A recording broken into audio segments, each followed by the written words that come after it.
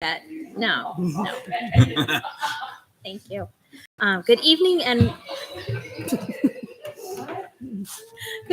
welcome to the August 3rd meeting of the Litchfield School Board. I'll call the meeting to order. It is 5:05 p.m. and we'll start with the Pledge of Allegiance.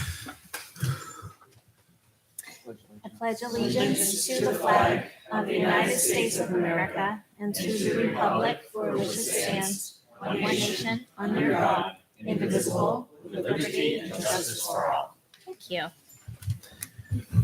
Any revisions to tonight's agenda? Just a couple of things I want to highlight for the board and the public. If you take a look at section F of the agenda, we relabeled that community comment on agenda items to be consistent with the practice and the policy. So that is stipulated on there. You'll also notice that under general business, we've added a section called B, business and operations. And that's where we will be having the regular report from our BA under business and operations of general business. So it'll be a monthly or a meeting-based agenda item. And the other item to note is if you go to section 7, community input, you'll notice that that has a different name. And it's clearly worded in there that that's for any commentary for the board to seek community input separate from agenda comments. And I want to read to you the first sentence. The school board will open community input prior to entering into non-public session or at the conclusion of the agenda item closest to 8 o'clock. We're still trying to guess the time, but we thought that 8 o'clock was a pretty good estimate of when we can promise that there would be that community input piece. So those are some enhancements to the agenda that I think the public and the board should just keep in mind. I hope we hit what you were asking us to do on that. Okay, thank you. Summary of non-public actions from July 6, 2022. Mrs. Harrison made a motion to approve the non-public minutes of June 16th and June 22nd, 2022. Mrs. Ames seconded. The motion carried 5-0-0. Mrs. Ames made a motion to accept the resignation of Michael Gulmont, LMS Grade 8 Social Studies teacher, effective August 5, 2022. Mr. Cutter seconded. The motion carried 5-0-0. That brings us to presentations and recognitions. And Madam Chairman, do we need to take a vote to allow remote participation this evening? Oh, yes, you're right. Thank you for pointing that out. We do.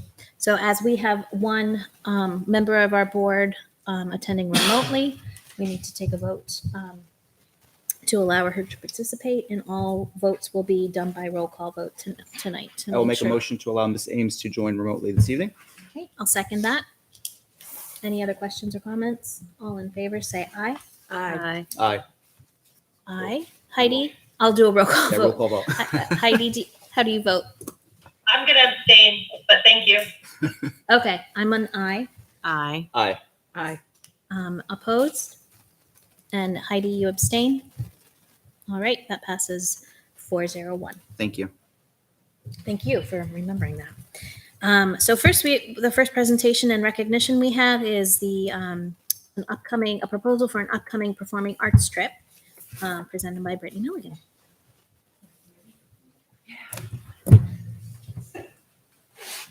Hello. And assisted by. It's okay. It's all about my mentor here. Hello. So I sent in a proposal for a trip to Disney with the performing arts groups, band and chorus. It would take place over February break. We would be leaving after school got out for break and returning a few days before. So there's time to transition, get ready to come back, and no instructional time is missed. Does anyone have any questions about the proposal itself? I don't know if you guys got a chance to I have a question. prove it. Yes. It just seems really low to me. Like, I've flown during February vacation and it's very expensive. I'm just like, did you get quotes Price-wise? for the plane ticket alone? The plane ticket? Yeah. So I'm working with a travel agent. Okay. And she came up with the figures for that. Oh, excellent. There's group rates and everything that are involved in it. Oh, good. Her specialty is Disney trips. So she got me all the information that's coming up as it came out. And the price does include, getting to the airport, airfare down and back. Can I go? It just seems like a great price. I mean, it does. And we're days too. It's not 7 days, So yeah. So it's on the shorter time. We're leaving on a Monday and coming back on a Thursday. So it's Okay. avoiding, the weekend prices I would assume would be Right. Oh, okay. higher for that. That So makes sense. since that's probably where the difference in price was. If we tried to leave on that Friday or Saturday when it first started, I would imagine it would be insane because that's when most people are heading off. And these travel agents that we deal with are used to doing school trips, so they know. Can the kids use like their mattress fundraising money towards it? Absolutely. That's exactly what it would be used for. Okay. So any of the fundraising opportunities we do, especially the mattress one, which sell a couple mattresses and you've already got a couple $100s in there. All of the money that they raise from that, we don't take any of it, but every dollar they raise from like that fundraiser goes straight to their account. Their accounts roll over from year to year. If a sibling graduates and they have another sibling coming up, we have a few of those cases. Any of the money from the sibling's account goes directly to their next sibling. So the money isn't, And as we fundraise at the middle school, the money rolls up to the high school Right. and follows the student. So if somebody raises money as a 7th grader and they go on a trip this year as a freshman, that money is going with them. Are you going? I was asked to go and be her assistant band director and choral director. So I actually just told her today that yes, I would go with her. So I have never been on a high school trip. I have always, they always invited me. I have always said no, thank you. But I told her I would go and be her assistant and we'd figure it out together. So Great. So the fundraising money that you're talking about, is that commingled with like the Washington DC money and that money, or is that separate? totally separate accounts. Okay.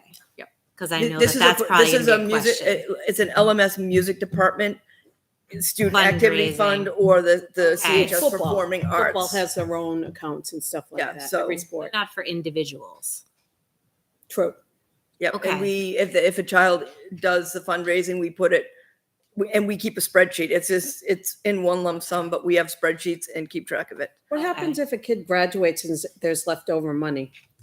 If they don't have a younger sibling, it Yeah. goes into the general account. So if, say this past year, I took them to Six Flags. It was the first kind of trip like that since really COVID has started. And there's been a bunch of money in there because unfortunately, seniors of 2020 lost it. We haven't been able to go anywhere.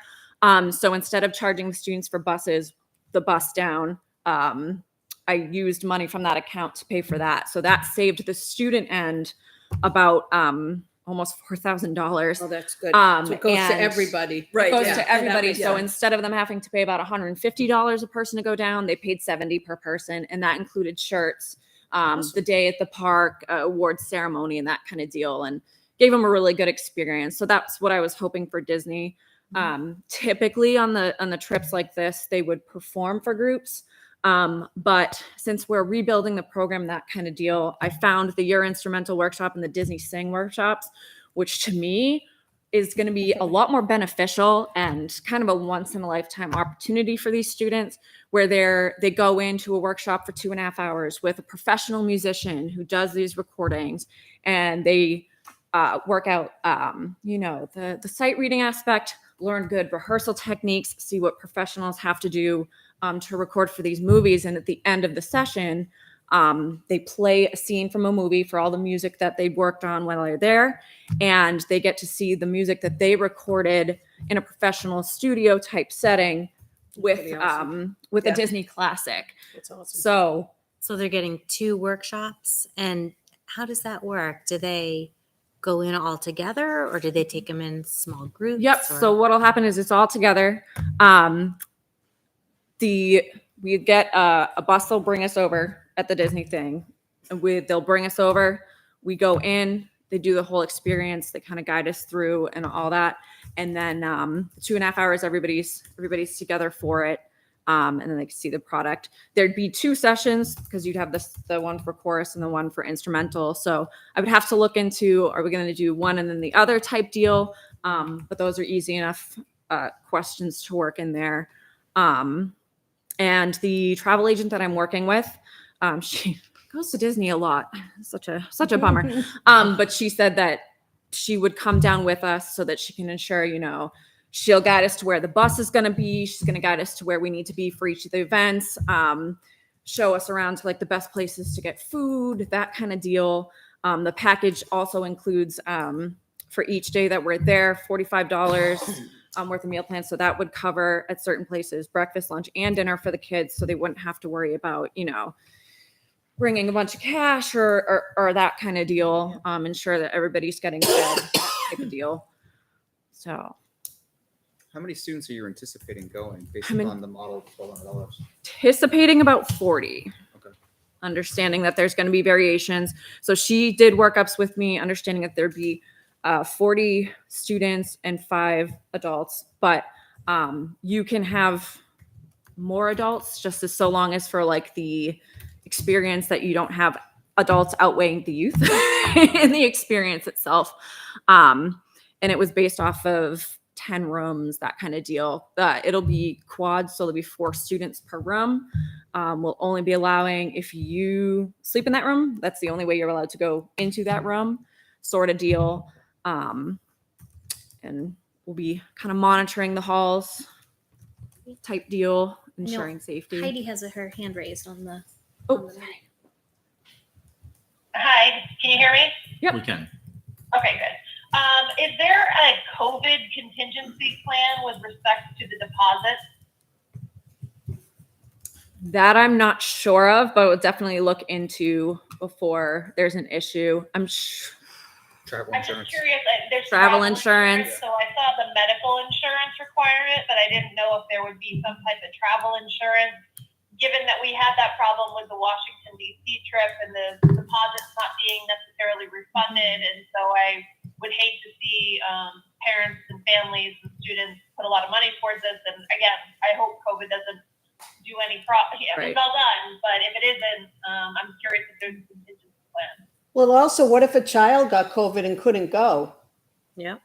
Yeah, those are things that I Young can adult, sorry. propose propose to her tonight. But where this has been a thing for the past couple of years, I think probably with the school trips in February, I'm sure she's dealt with that kind of idea. But I would definitely, I'd even be willing to pull from that fund account that's kind of collected over the years and to throw some insurance on there.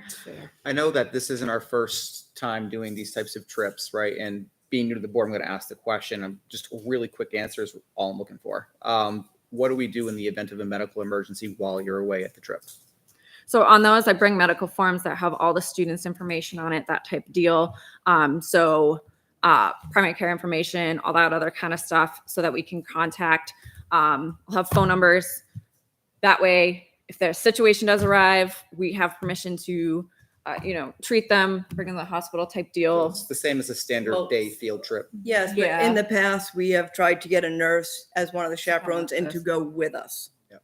And so that is something that we would try to, we have a number of parents who are in the medical field. So if we can get somebody to volunteer, we've even offered it to like the school nurses first.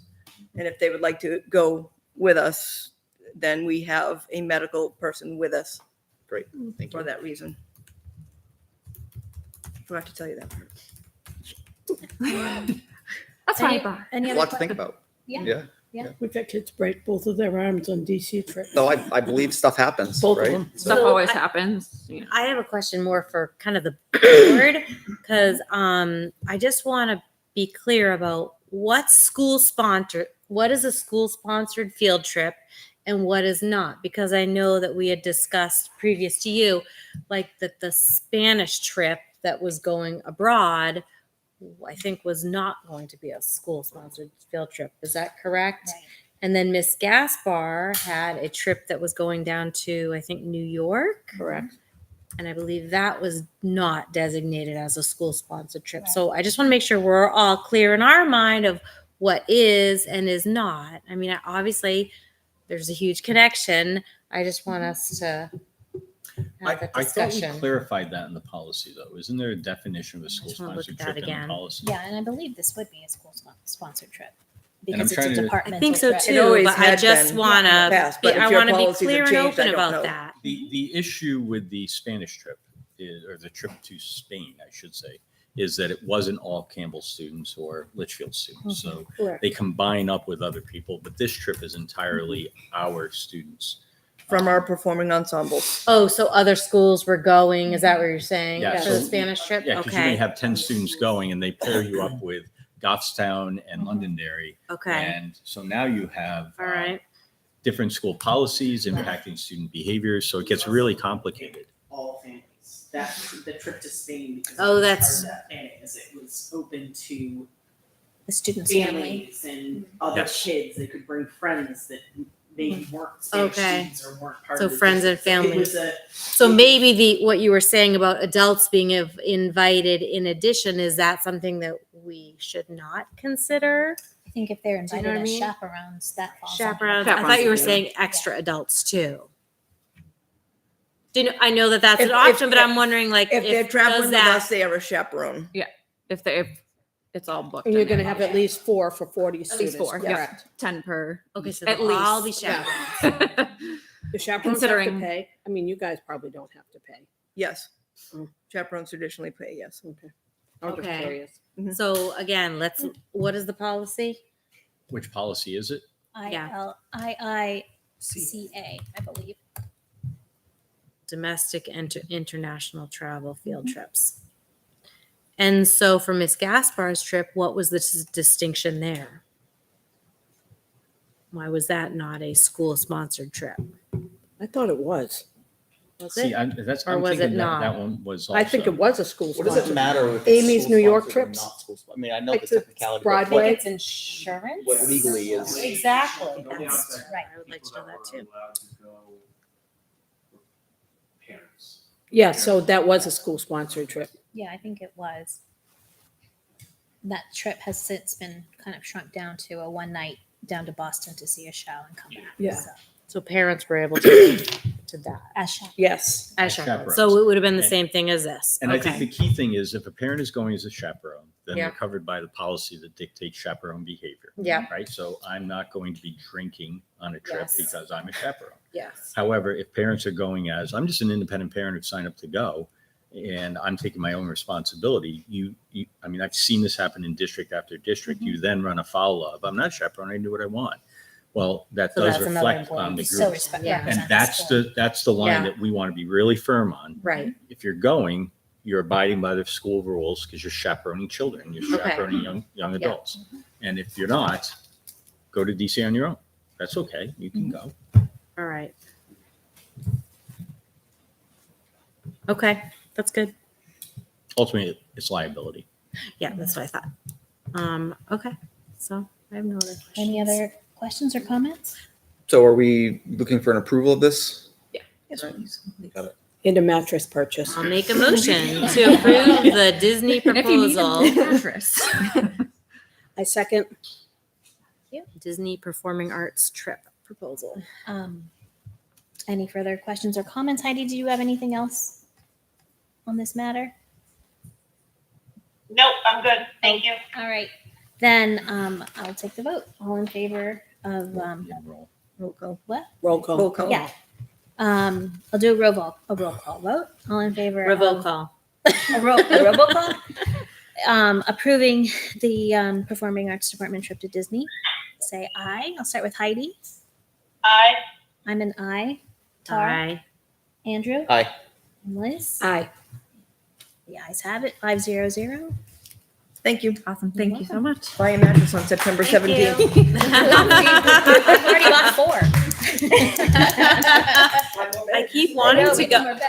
I bought a great wanted to mattress go. last year It for always- Michael's room. It always conflicts with football games. It's on a I Saturday. haven't been able to so go. Not a Oh, Sunday. good. Oh, that's good. Yeah, they planned it Boys to not league. coincide with the Patriots game. So Okay, maybe we'll have good. better Okay. attendance. Yeah. All right. Community comment on agenda items. Is there anyone here to provide public input? I don't believe so. All right, we'll close community input and move on to correspondence. It was, oh my God, I forgot. I'm sorry. There was one letter. There was lots going on. It was, we have one from you, Mr. Cutter, For me? about, that was 2 weeks ago. No, I don't think we had any correspondence, did we? I'm really bad at this job. I'm just going on. All right. Well, I sent something to the board. I don't know if that has to. Oh, yeah, I'll read that. I, Summarize it, whatever. That's the policy, right? I mean, you can read it, but whatever. in my defense, all my emails are mixed together and I have 4 emails. Sorry. Wow. I don't know how to separate them. When was your email sent, Tara? Today Today? or no? We have one from Saturday. today from Betty Vaughn. I'll start from the top. Betty Vaughn they're having a Democratic meeting and they'd like someone from the school board to join to update on schools. Cool. Yeah. Tara Hirschberger that was today, letter to governor. Oh, it's tiny. Dear Governor Sununu, I'm writing to ask for your aid improving cell phone service in Litchfield for the safety and security of students.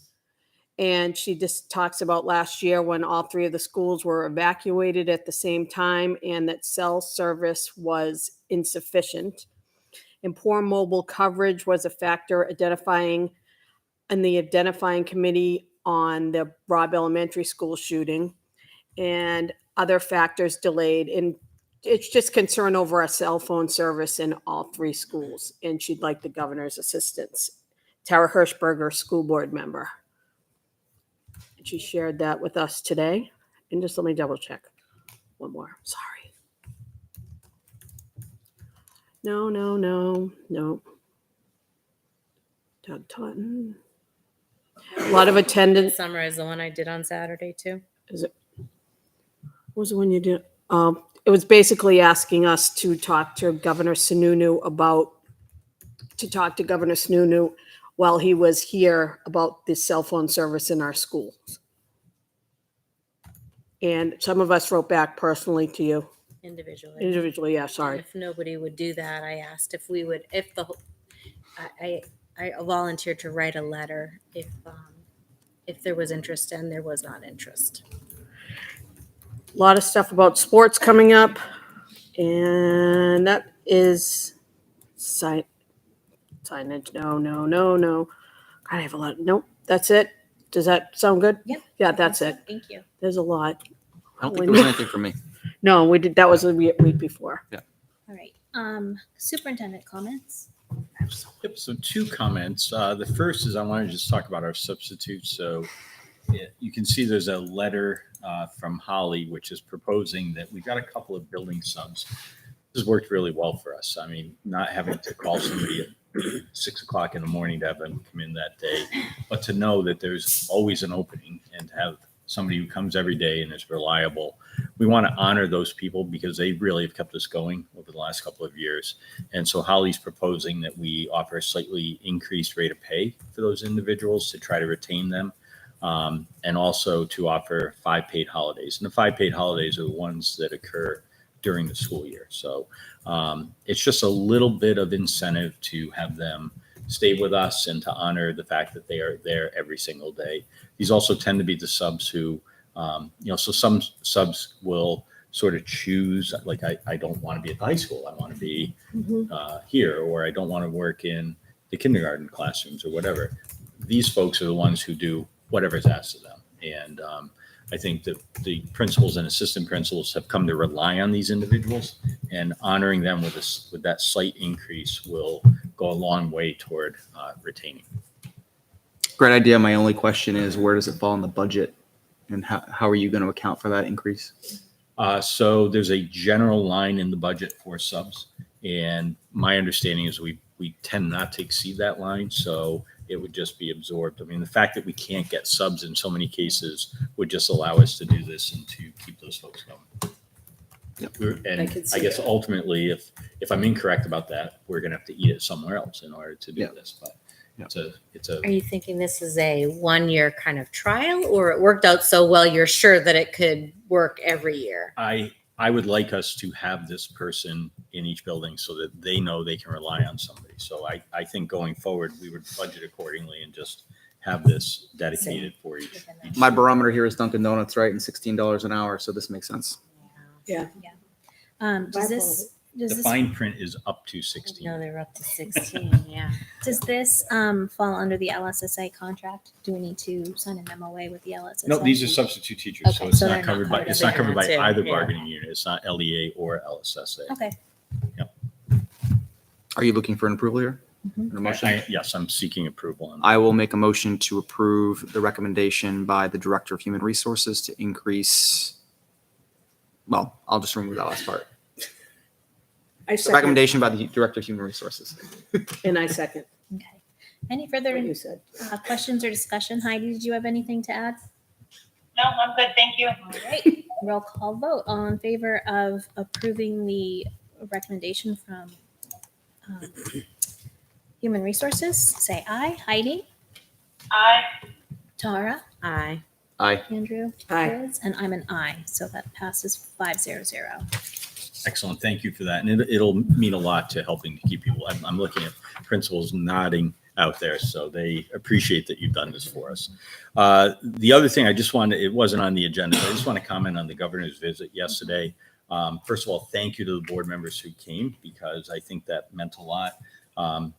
We don't often get in the showcase, and to host the governor, I think was a big deal. And I really appreciated that our team was all there also, and we were able to highlight. I mean, we had, Mary, what was the number yesterday? 40, We had about between 35 and 40 staff members there. right? Teachers in the building on August 2nd working on curriculum, like awesome, right? And so we were able to highlight that and point that out. And that wasn't arranged. We worked with the governor's schedule. They said, when can you do it? And I said, we're flexible. You tell me when Yeah. you can do it. Well, he dedicated the new exit 4A and then Mhm. came over to Campbell High School. So that's why it worked out. It just happened to be. But it really was a good event. And I hope the lighting project, which we haven't done a ton of showcasing on, we have a newsletter on it that's in development and ready to go out soon. So, it allowed us to showcase that project a bit too. So Yeah. thank you all. I was able to speak with one of the other gentlemen there, I think from, not from Eversource, but CAM or something like that, CME maybe. Anyway, he's an energy guy, and he was just saying how impressive it is and how much they appreciate Litchfield applying for taking this grant money and putting it into a use as an example for other districts to kind of follow in the same suit. He's like, it's great that you're able to capitalize on renewable energy to reduce costs for your taxpayers. That's what this program is about. And I mentioned the LMS project to him too. He was really excited about that. So it wouldn't surprise me if they come back when that's. Are they offering this grant again next year? The seed grant not is an sure. ongoing Oh, grant, it's an but they ongoing. award it to one school a year. And if you Oh. look at the list who's received it, I think Yeah. we're the fourth recipient. Oh, I I don't see. think we're going to see that grant again. Yeah. However, the comments I made to the governor, which is this is truly the best of New Hampshire partnerships, right? It's federal money being made available to the state to disperse in a competitive environment to help a community make an improvement that results in long-term tax savings. Like, it doesn't get any better than this. And we were able to leverage and be a part of it. And so it really is, if we could do more of that, Mhm. i.e. building aid, Yeah. it would be really beneficial for everybody in the state, I think. So All right. thank you. Any school board comments? Just one, if I may. Where did we land on changing the meeting times? I know we talked about that, but what's the next step with? I guess would guess a discussion and a motion to change it to a later time. I think that was your intent, right? To make it slightly later. Yeah. Yeah. All right, so I'll make that motion to change our meeting start times from 6 with an end time of 9:30. 6 to 9:30. Does that include non-public for clarity? Well, that's for Right. That's debate, the challenge. right? So So I am not going to make that differentiation at this point, right? Because I think shortening these meetings to 3.5 hours is a start. Let's see how it goes, and then we can adjust from there. Ultimately, my feeling is that non-public should be ahead of our meetings to start with a quick recap during our public session, as opposed to waiting 2 weeks to then summarize non-public. But happy to iron that out with the board. So, I am all for shortening meetings, but the reason that these meetings were moved to start at 5 o'clock is because they're 4+ hours. We don't get out till, often, 9:30, 10 at night. So I would like, before any change of time, I would like to see us actually consolidate these meetings, and then I would feel comfortable voting for a 5 o'clock start. I'm sorry. Because I bet when Rob was here, we were here till 11 o'clock at I night. don't think they need to be those. I think there's a real I opportunity to tighten this I agenda up, completely to agree. make it more But streamlined. I don't think the way to do that is force us to get here later. I think it's just consolidating the After agenda. 10 o'clock, none of us can think straight anyway. Exactly. And that, I'm, Well, there was a motion. I think for debate, we need a second, is there a right? second? Or maybe there's not a second. I like Tara's idea. Let's see if we can shorten it. and Let's then- just try ahead of the time. I think part of your concern, which I believe you've verbalized before, and I think we share it, is that we want people who come here to know when they can provide public input. 8 o'clock. And so that's part of the change that was just announced today. Can we try 5:30 to start? At least it's later for Andrew and you and Heidi. Tara, Tina and I can come whenever. 5:30 least- to 9:30? Yeah, sure. Just 5:30 is a little bit later for you because I'm assuming you work till 5. And Heidi, you must work till 5. When I want to. when I'm working. I mean, I understand that point, that perspective of it too. If we start at 5, there are numerous community members who aren't home or Yep. ready to Mhm. watch at 5 o'clock. So that's a concern of mine that I do have. I'm not ready to shrink the length of our meetings until we can do it on our own. Put limits on our meetings until we are sure that we can do that. Because our past history through many years Still only is that there's it a has. second though, right? Yeah, it's still. Right. Yeah. Well, I'll second for discussion. Thank you. Sorry. Heidi? Oh, I was waiting my turn. I would be comfortable with moving to 5:30. I think that it's really tough to get from work to here. Make sure the kids have done all those things that we need to do. 5 o'clock is a really tough start time for me, I'll be honest. So I would be in favor of the 5:30 start. I wouldn't be in favor right now of putting an end expiration time on it. I just think we have too much business to do, but I would like to see it shrink. So I agree with the concept of let's try and practice it before we formally change it. All right. So Andrew, your motion, can you read back the motion again? The motion was to change the start time from till 6, from Okay. 5 to 6, and then put a cap at 9:30, Okay. which is similar to what the budget committee does. Right. But they don't really have any presentations and interactions with different, do you know what I mean? Not at this part of the year, but certainly Yeah. during budget season, the Right. meetings can go quite long. Oh, yeah, that is true. I did Okay. those ones. I like the idea of 5:30 to start. You like I to- make a motion that we shut off our phones and I propose start time of 5:30 with an end time to be determined. Hopefully 9:30. I think it's ridiculous. We're here till 10 or 11 sometimes. Absolutely. I don't think anyone disagrees. Right. But I also don't know how we can shorten it. If You anyone, can do it by increasing the meeting frequency, just as an option. And there are other options to be able to still carve out the time needed to get through all the agenda items. All right. Do we have a second for Liz's motion Liz's amendment? Are you starting at 5:30? Are you? With no cap. starting With at 5:30 with with no no cap. end time. Okay.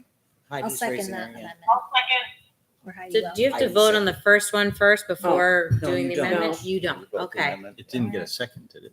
Yes, it did. Yes, it's got 2 Just seconds. get a second. Okay. So now we're voting on a 5:30 start time. We'll do, if there are any other questions or concerns? I'd really like this board to make Tighten a it up. dedicated approach to tightening I'm with our you. conversations and discussions in non-public, so we can wrap at 9:30. Agreed. Really nice. Okay. So roll call vote. Heidi, I Tara, I can live with it. Aye. Aye. Aye. Liz, and I'm an aye. So that will change our start times to 5:30. All right. We're in the mission. Starting here. on August 17th. Your next meeting is 5:30. Yeah, Okay. there's 3 Wednesdays in the month of August, if I'm not mistaken. Yeah, so are we planning to meet on the 31st or not? We are not. No, okay. That's the first week of school. Day 3, day 2. But we do have a school board meeting the next week, Yeah. September 7th. So it's alternating. All right. With I think I have an open So house. that night. matter is now closed. So that brings us to general business unless there are other school board comments. Well, I just wanted to revisit the non-public comment, right? I would again like to see non-public happen at the start of our meeting, and then roll into public meeting with a quick summary of what was talked about in non-public during that public session, as opposed to waiting another 2 weeks for us to recap what happened in non-public. Not changing any of the times or anything like that, just changing the order of events and how we perform our business. Is that If possible? I can clarify for you, just so, because you may not be aware of this, the reason we do the motions on the agenda is because the law says that after, if a motion is made or board takes an action in non-public session, that it has to be verified in public session. The reason we put it on the agenda is because once we go into non-public, we don't have a broadcast anymore. And when we come back into public, we still don't have a broadcast. So people didn't know what had been. But if we're in Action. non-public and then Right. public starts, So then you can verify your motions in public. Yeah. correct. So I just wanted to explain that. Yeah, Thank I don't have a problem with that as long as the public matters are completed by whatever time we say we're going to start the meetings. I know often we've had non-publics added to the beginning of the meeting and then that They pushes go the over. start time of the meeting further into, for later. So I think that's the reasoning behind why we have them at the end. But Yeah, sometimes they're Again, I very think it's a way short. to Sometimes tighten- they're not. To tighten our conversation and make it much more succinct and on point. I like the idea of doing policy in one day, like doing a whole bunch of policies on one day. right, without going too far Yeah. into too many It different just, suggestions. we have 6 this week, we'll have 7 next week. Some need a bunch of work, some need no work. Do you know what I mean? I don't know. Okay, but we're right now in school board comment. I just want to make sure that we Comments about anything? just what we've always done for school board. Oh, comment. okay. I want to say how much I enjoyed the CHS golf tournament. So where do we land? 5:30, no Totally hard skipped over. There's Where no do we- motion or anything. Did you make a There's no motion? motion. I didn't It make was a just motion, a but was that comment. the end of the discussion? Well, It want ended to make pretty a motion? abruptly, Done. so, I'm not in favor of making that change at this point. okay. But there wasn't a motion, so Sorry. That's Because up it to was you. discussion, it just ended very abruptly. I didn't know where we landed with that. okay. So did you want to make a motion? I'd like to hear other board members' feedback. What time would you like to, so will we start at 5? No, we start at 5:30, right? And Yeah. maybe you have non-public from 5:30 to 6:30 and then roll 6:30 to whenever for public.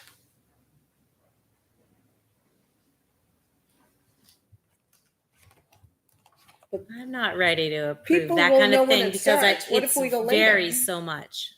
It does. Heidi, did you have anything to add? I understand why it's a discussion point, and I think it would be something to strive for. I would want to understand more why it is where it is, and so I would not be ready to change it tonight, but would certainly like to talk to Mike and Michelle perhaps separately, and have a conversation about why it's at the beginning, or at the end rather, and if it would impact anything if we change that. That's fine. Yeah, I'm we fine can with table that. it at that point. And that's at least clarity as to what the next step is. I believe many other school boards do non-public up front. So I don't think this is that unheard of a discussion point. Just, I'll throw that out to the I board. agree with Heidi that if we could look into it, maybe compare with Yeah. other school I'd like boards. to know how long our How long the non-publics meetings are. go, that would be helpful. Long. So Good time to golf tournament. if you compare to other boards, every board has their own climate, their own culture of how they do this stuff. I've never seen non-public at the beginning unless it's with a personnel matter or something that's presented, somebody comes to present. Typically, my experience, it has been at the end. And the other thing is you can't compare board to board. So, there are boards that have decision-making committees that they decide the policy in a policy committee of 3 people. And the other 2 people are sort of expected to endorse what was decided there unless there's some major sidebar. So that's not how we do it. We do it here, everybody, 5 people. So again, when you start doing that kind of comparison, I can tell you my home school district, 11 school board members, 1 meeting a month, 2 hours. Okay, but they do all their work in committees. Oh, And so every committee we has, gotta watch one of every their committee meetings, see has a what they're majority of the doing. board. And the expectation is everybody's on multiple committees and you're going to meetings the rest of the week and you're focused on that task.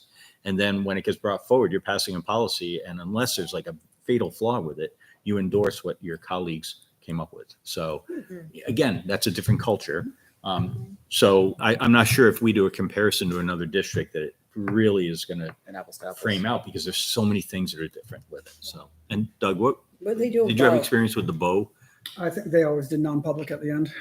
So, but I think they had one of their meetings per month was more focused on policies. So they just run through a lot of them at that Yeah. time. Yeah. The other meeting a month was more for your general kind of. Business. Yeah, that makes. It's all over the map.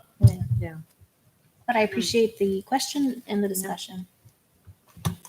You had a comment? I did.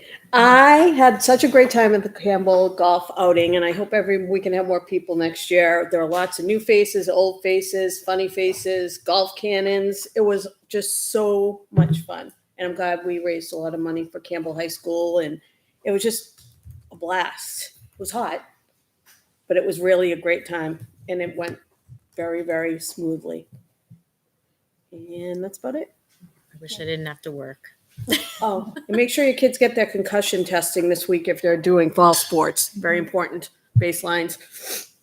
Some don't have a baseline. I just have a quick comment about enrollment. We have an enrollment report tonight, but I just want to remind anybody that's out there that knows of kiddos in Litchfield who are intending to sign up to enroll at our Litchfield schools that you do so as soon as possible. That's just the utmost importance as we do class configurations and make sure we have accurate numbers moving forward. So thank you for that. And I would say likewise, any students that are withdrawing that might have moved over the summer, if we can make sure that those students have also let the proper folks know so we can have accurate enrollment counts. Like that would be helpful. Great. Okay, any other school board comments? All right, moving on, we have public minutes from July 6th and July 13th. July 13th was our informal meeting. July 6th, I had a clarification on one of my comments. I did Okay. mark that. Michelle, did you get that? I did. You okay with I that? did. Yes. It's, Okay. it's fixed on the public side. Okay. And then when it gets to approval, Okay. yeah. And then It was just to oh, change. sorry. Should I just state Yeah, the change? It said that Ms. Hirschberger commented that we need a communications template to offer our comments and turn it back over to the district to incorporate that into our goals, but that wasn't quite the intent of my comment, which was a communications plan template from the New Hampshire School Boards Association would be helpful in order for the district to prepare a communications plan. Great. So I'll make a motion to approve the public minutes from July 6th and July 13th as amended. A second. Roll call vote. Well, July 13th, I didn't participate. Yes, July 13th, Oh. it says that Tara was there. I don't believe she was at the tour. Yeah, so I think we need to separate them out. Okay, The informal. so in attendance. Yeah, at the I- top of July 13th, you had everybody there, but some of us were not. My Yeah. comment was invited because you wanted to Fixed let it. everybody know that everybody was I invited. did fix it. Oh, okay. All right. So I'll repeat my motion to approve the minutes from July 6th and 13th as amended. Second. I'll second. Thank you. Third. All in favor, say aye. Just before, on July 13th, I don't see it says invited. Is that on Right, your our version? copy Not. does not I don't Oh, see no, it either. but it's fixed on the other end before it goes public. Okay. Yeah. Got it. Okay. Thank you. All right, are we ready to vote? Yes. Yes. Heidi, Aye. I'm an aye. Tara, Aye. Aye. Aye. right, 500. Minutes pass. And just one clarifying point. So we also are going to mimic the July 13th minutes for yesterday's one too. So Andrew and Tara were able to get the tour, but then Liz joined us, which made a majority. So we're Oh, going to make sorry. sure. Oh, it's fine. We're just going to have the same minutes to say we didn't For inform. the the tour. LMS portion. Right. Correct. Okay, Yep. great. So just that will be forthcoming And all. next time. Way to go. Yeah, thanks. I I had know. open to All a four of us here today were at the governor's visit yesterday. I'm not sure that if that we need minutes or. Jenny So got do we it. need minutes for the Good morning. governor's visit? I was dying to get in. Again, I want to say it's done. Yeah, And Is your it's badge walking? understood that board Yes. members, we'll not discuss Sometimes, this. yeah. We'll make sure that we cover ourselves on that. you could just announce that I may have. All used it a right, lot. that brings us to Total. business and operations. We have the monthly budget transfers for FY '23. So I want to thank Michelle. She's put in the account name, so hopefully we'll clear things up a I little love bit it. more. Thank Oh, you. Yay. Yeah. For that. Yeah. Also, it wasn't able to be exported with the account name. It's a manual It process. has to be a manual Oh process. no. Well, that's all right. I mean, I know what they all are, so. That's very helpful. Thank you. It is.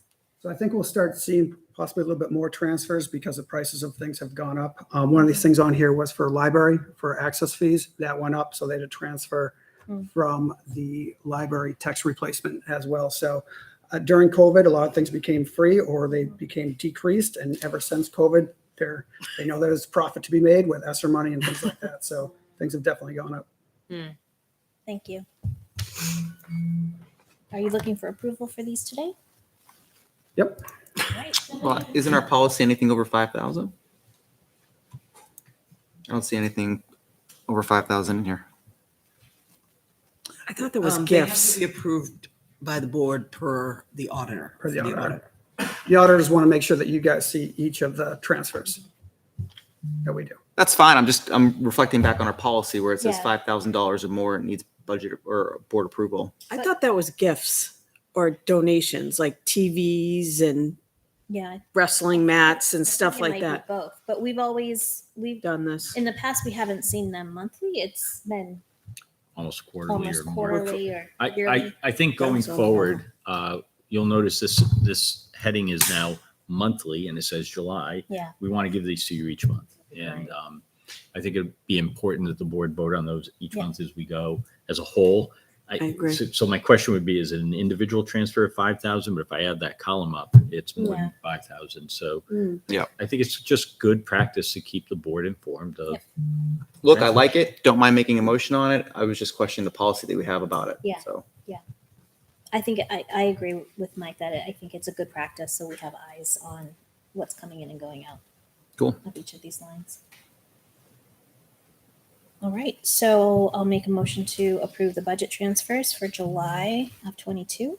I'll second. Roll call vote. I'll start with Liz. Aye. Andrew, aye. Tara, Aye. I'm an I, and Heidi, Aye. 500. All right, so next thing is some project updates. On LMS, you'll see that I attached the June invoice for North Branch. That's the one that became more detail oriented. So, and we paid for that through both using ESSER 2 and ESSER 3. So ESSER 2, as far as the construction loans, is zeroed out, and we still have some money left for ESSER 3. I know Jen's here as well. She can attest to it, that it is just, it's going quick over there. It's great that each of the board members have seen it. I think the board members who saw it this week definitely didn't get to see as much of the digging that was there and the dirt. But they are working 9-10-hour days. They're working Saturdays and often on Sundays as well. They know that, the kids are coming and they're gearing up. They have other projects, but they know this project has a time, I confirmed that with them today, a time when the students are coming back and they're really gearing up towards that. So there's just been a lot of work there with HVAC and removing the ductwork and framing out the locker rooms and the two new classrooms. So we're moving. It still is quite a bit opened up as you walk through there. So it does seem like there's a lot more to do, and there is, but they're working hard towards that. Today, we walked through as well. We also talked about some of the problems because, again, like with everything, there is a delay on shipping. So we talked through some of the possible problems they had some climate control systems that might not get there later, what we can do for backups, and they're looking into rentals for that as well. So we're trying to get ahead of any possible problems because a lot of times they'll give you the shipping date, but then that date that they give you won't actually occur. So they're trying to get ahead of things as well. I think while we're on the project, can we just get an update on your thinking with the 8th graders? Because I think, I would love to get that out in the public if I can. why don't you come up to a mic so people can. Just while you walk up, I'd like to thank you as well, Principal Grantham, for the tour yesterday and the oversight of the project. There's a lot of work being done at our middle school, a lot of moving parts, and certainly a lot of work to do over the next few weeks to get it done. So Thank you. You're absolutely right. It has been a giant sand pit at moments this summer, but we've been, both Mrs. Thayer and I, Mrs. Thayer would be here this evening. She had a previous arrangement that she had to be, but I share that we're both working on it very hard to make sure that we're keeping on track. And our goal 100% in every construction meeting we have is to have those 8th graders and all of our students in the building on August 29th. And we keep, Mike and Doug can attest, the project is great and it's important to see, but the building stuff doesn't matter to me. It's the people stuff that matters. And to make sure that our students and our staff have a building that is safe, occupiable, and ready for working and learning during the day. And at this point in time, as of today, our meeting today, it looks like we're going to be ready to go for August 29th with all 5th, 6th, 7th, and 8th graders in LMS. It doesn't look it from the pictures. Yeah. Or in person. But I try to keep posting the pictures so that you can see the update. And there was one I posted today where you could literally see in the morning when I walked by the room, it was just a half sheet of drywall. And in the after, like an hour and a half later, when we're walking through after the construction meeting, there was sheetrock and insulation up across the room. So they are really working at I joke of where they all go. It's like they come in and they just filter out. And the way that our superintendent of the job site, who is Dylan Register, and for North Branch, I can't say how fantastic that he has been as well to say that publicly, because he is arranging all of these moving parts to make sure they're doing, HVAC in this room is working on, cinder blocks, this room. I don't know the construction terms, so forgive me for not getting specific on the construction terms, but they're managing all of those components because he has to face me at the end of every day where I go, are we on time? You're on time, right, Dylan? Every day. I hope you're staying on time, Dylan, because that is really important for our kids. And it all comes back to the kids. So thank you for letting me come up and share that information. But as of today, and we will be having a parent forum. I know it seems like we're waiting late in the summer, but we want to make sure that we have the latest and greatest information to parents. I don't want to give false information. So that is why we're not having the forum. And plus, we don't get the keys to the building back until just the week before, because we do want to give them all the time to work those 12-hour shifts, to work those 10-hour shifts, to get what they need to get done so that we can occupy on the 29th. So the parent forum is coming up on August 24th at 6 p.m. We're hoping to host that at LMS so that people can lay eyes on what's been going on. And we should have the keys to the building back at that point. So it's a combination of factors. Thank you. Great update. Nice job. So we talked about returning the building for Dave and his crew to get the furniture back in there. North Branch is going to be scrubbing the rooms, disinfecting the rooms, and then Dave and his crew. So thank you in ahead of time for Dave and them, because that's been a lot of work. They've been short-staffed this year overall between all 3 buildings, and it's been impressive what they've gotten done over the summer with the amount of staff that they have. And definitely a big thank you in advance for the teachers and the adults at that school, because as Dave gets the stuff back in the building, it's going to be a different first couple of days. This is before the students get there. Right. But it's just going to be it's going to be different. And so thank you in advance for that as well. But actually, I can chime in on that one too from back here. I don't know if you can still hear me, but it's been great because we have our SAU staff that is also willing to come in and roll up their sleeves this summer, getting back in the building and help us to move boxes and get in there and help teachers unpack, because we know it's going to be a lot of work and our teachers did such an awesome job in June. They're going to be equally as awesome in August, and we'll be there, sleeves rolled up, ready to help. Perfect. Thank you. Sounds great. So GMS, the main focus has been on finding the land, suitable land, and then making sure that the message that's going out there for the need for a new elementary school is just, it's fine-tuned and keeps going out there so people can kind of understand why it's not renovation, but why the need is for a brand new school and a new site. So any questions before I move on to Primex? So Primex is who we use and most schools use for property and liability. We have been accepted into their CAP program, which means that in the last several years that our property and liability hasn't exceeded a certain amount. So it's a good thing. It means that if you accept, it does require motion and approval and signature.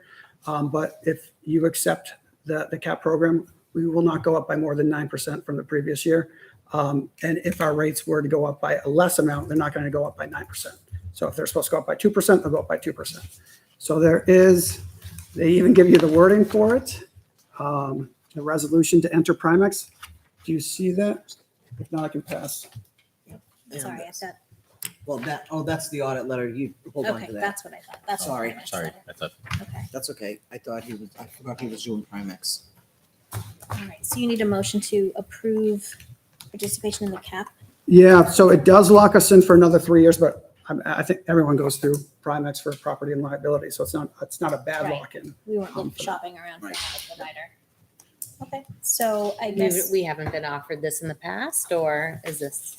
a new I think we program? have. I think, yeah, so it's a 3 year, so it Yeah. extended. Every 3 Yeah. years. So is a motion now a motion to continue to utilize Primex for our insurance For property and liability for for property? 3 So years. it's knowing- not just the cap program. agreement, it's actually extending our entire agreement for 3 years with Primex. And it ensures that you won't go by 9%. So I think it's all there in the, I believe it also mentions the 9% in the motion. yeah.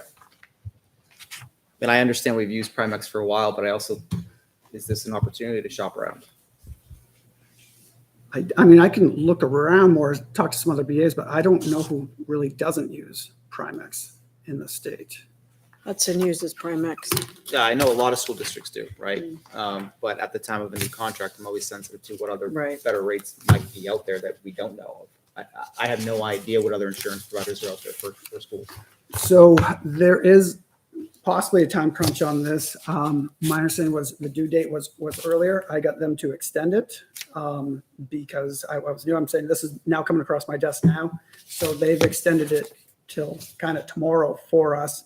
I could ask them to extend it again, but it's already gone through one extension at this point. So I don't want to back people into a corner, but I want to put that out there as well.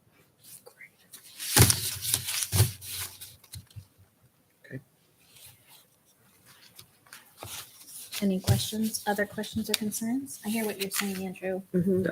Anytime, and it's like car insurance, right? Home insurance. Every time you have a renewal or if it goes up, it's always an opportunity to look and see what else. You may stay the same, and that might be okay. Right, your kids drive. Yeah, I guess it's a little bit different in that Yeah. we don't have, there's a lot of competitive carriers and what, we don't want to interrupt our service and coverage with them while we sort of No. shop around. So I don't think we would necessarily interrupt our service if you didn't agree to it today. It would just mean that we couldn't enter into the cap agreement. And Which again, caps like the last rates? year, we went up by, or maybe the year before, we went up by 4.8%. Okay, So we were already less than 9%, and we must have been less than the 9% for probably several years. several years in order to get this. Okay, So, I mean, if you don't approve it, we would still have a contract with them, and I could still shop around. We just wouldn't be guaranteed that 9%, or possibly not. I could ask for an extension too. just to move forward, I'll make a motion to approve the agreement with Primex to be part of the contribution assurance program for the next 3 years. You need to read that language. Does it need to be that I think language? it does need to be that language because then you're Okay. signing off on that So language. the language is to hereby accept the offer of the New Hampshire Public Risk Management Exchange, Primex, to enter into its property and liability contribution assurance program as of the date of the adoption of this resolution, and to be contractually bound to all of the terms and conditions of Primex Risk Management Pool membership during the term of the property and liability contribution assurance program. The coverage provided by Primex in each year of the membership shall be then set forth in the coverage documents of Primex. So, and then it says, I attest that the foregoing is a true copy of the resolution by the governing board of the Litchfield School District adopted on date. Second that. Okay. Forward. All in favor of signing the resolution? Or are there any questions or other questions or concerns? Yeah, I wish we had a comparison for tonight. Agreed. I agree. Okay. So, I'll do a roll call vote. Heidi, Aye. I'm an aye. Tara, Aye. Aye. Aye. all right, passes 500. So I'll date and sign this on behalf of the board. And it Great. is. Thank you. You're welcome. So the next things are some documents that I created because I think two of my key reasons for kind of being a BA is to give the town kind of factual data on a timely basis, as well as provide information to the board in order for them to understand each of the data points that are given to them so they can make informed decisions. So this first thing that I can't create more things like this was more about like revenue and expenses. Tried to kind of start with a more of a simpler diagram to get that understanding of the flow of that. And then also that big circle is supposed to kind of show that whatever I do, whatever Ann does, who's the accountant, whatever we do as a district kind of follows under RSAs, state RSAs, follows under GAAP, which is generally accepted accounting practices, principles, and follows under board policies. So, and then another main thing I wanted to show was that as revenues come into our bank account, we do have more than one bank account, but all the money comes in and it gets pooled together. So it's not like we don't have a bank account for general fund and then a bank account for food service and a bank account for grants. We have these different funds that are set up that help us kind of make sure we're following the restrictions of grants, following the restrictions of food service, and then able for capital projects. For bigger projects that kind of get expensed over multiple years, we have a way to track that data as well. But they all flow into the same bank account. And then we have known expenses that come out, which get signed off on the manifest. As I had a chance to meet with Andrew about the manifest the other day, and I said, two of those three are not really authorization; they're more verification due to the timing of it. So payroll being one of it, 98% or more of our people do direct deposit, so that money has to leave at a certain time. So it's more, the manifest is more verifying that you guys have seen what that goes into. Now, obviously, if we made a mistake or the employee made a mistake, we have time to go back and garnish their wages or give them back if we underfunded them at a different point. And the same thing goes with the P cards, which are the BMO cards or the corporate level MasterCards that we have too. So when you use one of those, it's instant. So there's no way for you to authorize that at that point. But again, we have a policy for that people sign, and we can kind of work backwards if there was mistakes from there. And then how it ends in the end of year, because again, revenue and expenses, they are reported by periods of time. You can do by week, by month, but obviously you're always doing it by year as well. So I don't know if there was any, I don't want to kind of read over everything as we try to kind of keep our meetings to a shorter time, but I definitely want to provide this opportunity so you can have this for whenever you reference back to it. But if there are any questions from this now, I definitely would want to answer them. Thank you for walking me through this yesterday. So we had the opportunity to spend an hour together going through manifest and, all things to help me get a level of comfort of what we're signing off on. So I appreciate your time walking me through that. We also walked through exactly what was just presented to the board, which is great. One of the things I also encouraged Mr. Totten to walk us through is the expenses for our capital projects, right? And these accounts and using the general fund to pay for these expenses, but how they wash back, and to have some type of diagram where we can track and see this visually, I think is the next step where we should go with this. Great. Sounds good. Because it's a perfect time since we have a new BA. Thank you for that review, and You're welcome. that'll be a nice Thank you. handy reference sheet. All right. The next thing is the yearly audit. So they were in last week, Wednesday, Thursday, Friday, and they had done a preliminary audit. We're talking through it with Corey and other people in June, at some point in June. They have started to give us some information from the audit, including some adjusting entries. That's normal for any school. That kind of goes into the next thing, financial reporting. I think one of the reasons why there's a policy that says finances don't come out in the summer is because you got to wait for the audit and those adjusting entries. So again, if my goal is to give factual information, I want to make sure that we're following through with what the auditors say to adjust before that goes out to the public. We should have that in though by the next board meeting, where we'll be able to kind of give you guys an expenditure report for people to see that. Really good. So there is a new, there was a letter that came out that talked Just about. before you leave that, can you just explain your intent with the board? So when they see the expenditure report, how's that going to look? Is it going to be different from what they've seen in the past, or is it the? Yeah, so when the auditors come in, I have a chance to kind of talk with them as well. And it helps me kind of understand best practices and things that they believe are just better. So they said the more you can tie your board reports, your financial board reports, to something which just comes directly out of e-finance, the better for everybody. So, I talked to them, I think I might have mentioned how the town does expenditure reports, and they said, yep, that's a great start. And so it's going to look a lot like the town. The way I see it looking is twofold. And if you guys need more information, let me know. I can do a detailed expenditure report, which I plan on doing. So it's going to be quite a few pages, but it's going to list kind of line by line, what was approved, what's been spent so far, and what's left over, as well as more of a summary one, because that detailed one's going to go on for a while. So you'll have two different reports, one which is more of a summary, so you can kind of get used to kind of glancing at that. And then one, which if you really want to kind of look in a little bit deeper, you can do that as well. Will that summary one be broken out by school or by department, I think it's, function, object? I'm trying to remember all the terms that go into yeah, I'm trying to think back. Yeah, Function, location. function, location. Yeah.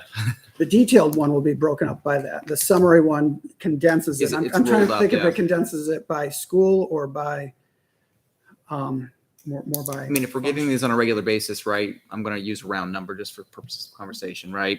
GMS spends $100,000, right? So every report we see somewhere in the ballpark of 100,000, but then 1 month it goes up to 250,000, right? Well, why is there a jump, right? It'll help us level set what the normal run rate of expenses are versus where there'll be abnormalities. Yeah. So I forget how it condenses it. Not to but- pick on you, Dan. Not to pick on you. He's like purple. Not spending $250,000 a month. I can promise. Whatever. So I would just suggest a frequency of monthly on this kind of thing, because the town reports, I think it still We did confuses monthly me with- how they do them. Like on the second of the month, you'll get 2 days of expenditures on there. Like they base it, it's on weekly, year right? to month. You get the report weekly, but it's year to month. So I just hope it's monthly, Well, that- I mean, so that's a then you question can see for me. month to And it would month show to the year. So then I can That's figure, what I okay, wanna see. we're 1 month into the year, so that's X percent through the budget. It's just easier to figure out that way. That's what the town has to. Can I ask, is it going to look like the folder we get during budget season? No, I think it will. that's how The I 60 picture, plus like, pages, you yeah. have $6,500 for this, and we've spent $5,800. It will look similar. That's what I thought. Well, and the point is, it's coming directly from e-finance, so the format Right. is going Yeah. to be, Yeah. it's going to be formatted like the budget is Okay. Yeah. formatted. It's not going to be a spreadsheet interpretation of that. Yeah. Right. And so I asked Doug that question because I want you to set up that it's going to look different when you get it. And we'll take the time to walk through exactly where it comes from. But if you're familiar with the budget, you're not going to look at it and go, this is weird. It's going to look, Okay. you're going to be comfortable with the format, I think. And if you look at it and you say, this is good, but there must be something better, something that can give me more information, then we can kind of talk about that. We can kind of just keep fine tuning it. But again, anything that financials, I'm going to get from eFinance directly to you. So it won't be, this is good, but can you kind of meld it all together? I'll be like, nope, I got to get it from eFinance. Good. So I'm kind of Then it's restricted accurate. by what eFinance can give Yeah, us. not as extra well. work. So my thought is by the second board meeting per month, right? That we'll have something like that. Yep. Is From that the previous month. Well, I mean, it depends on if we want from the previous month. I mean, we could do it from the first board meeting of that month. Yeah, that's true. So it's a little bit closer to that time. okay? I think once a month is fine. Yeah. Whatever that'd be great. frequency that is. Just for your awareness, and I'm sure I know you've met with Chairman Sun, but we'll also send that over to the budget committee on a monthly basis as well. They'll be welcomed. So in there too, I think I had a link to it. I think Michelle had a link to it too, which came from Department of Revenue, which talked about notification for failure to complete an audit. So they were required to kind of send that out to every school. We are not going to have a failure to complete an audit. You know, we're in the process. We're talking with the auditors that will occur. So we will be all set on that. So were we delinquent? No, this went out to every school.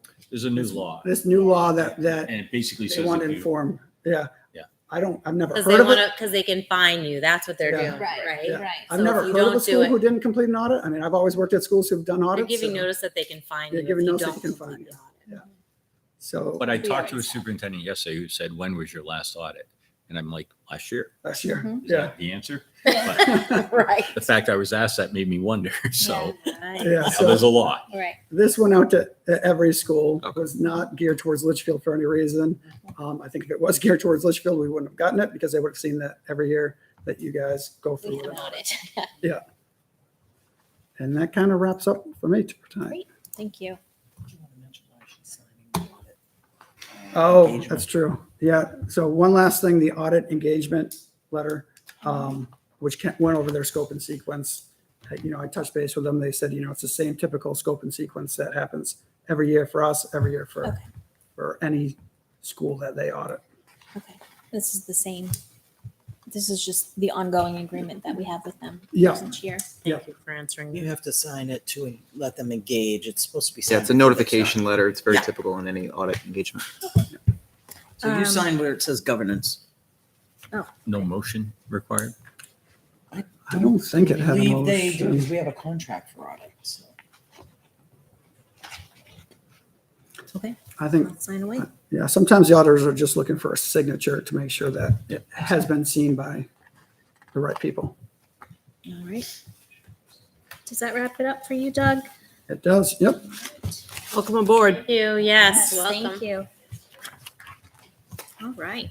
That brings us to reports. So we have the school goals reports. So I'm going to invite the three principals to join us at the front table. And then the way I'm going to suggest we proceed, I'll kind of go first with the district goals. And I'm going to toggle between two spreadsheets. You have access to them. One is sort of a summary, or it is a summary of what we accomplished against last year's goals. And then I'm going to propose for you for feedback. These are draft goals for next year. So I'll do that for both the district. And then we're going to turn it over. We'll go elementary, middle, high school. Computer. We'll let Mr. Hesco last since he's the new guy. We won't make him go first. So, so let me just start with the district goals from 21 and 22. I'm the grizzled veteran. I know. I'm like, I wonder if he forgot All his right, you are the grizzled veteran. There were two goals that we had. So the first goal was relative to the LMS building upgrades. And it really was goals that we had focused on completing phase one and developing a plan for phase two. I have marked both of those goals complete because we did finish phase one.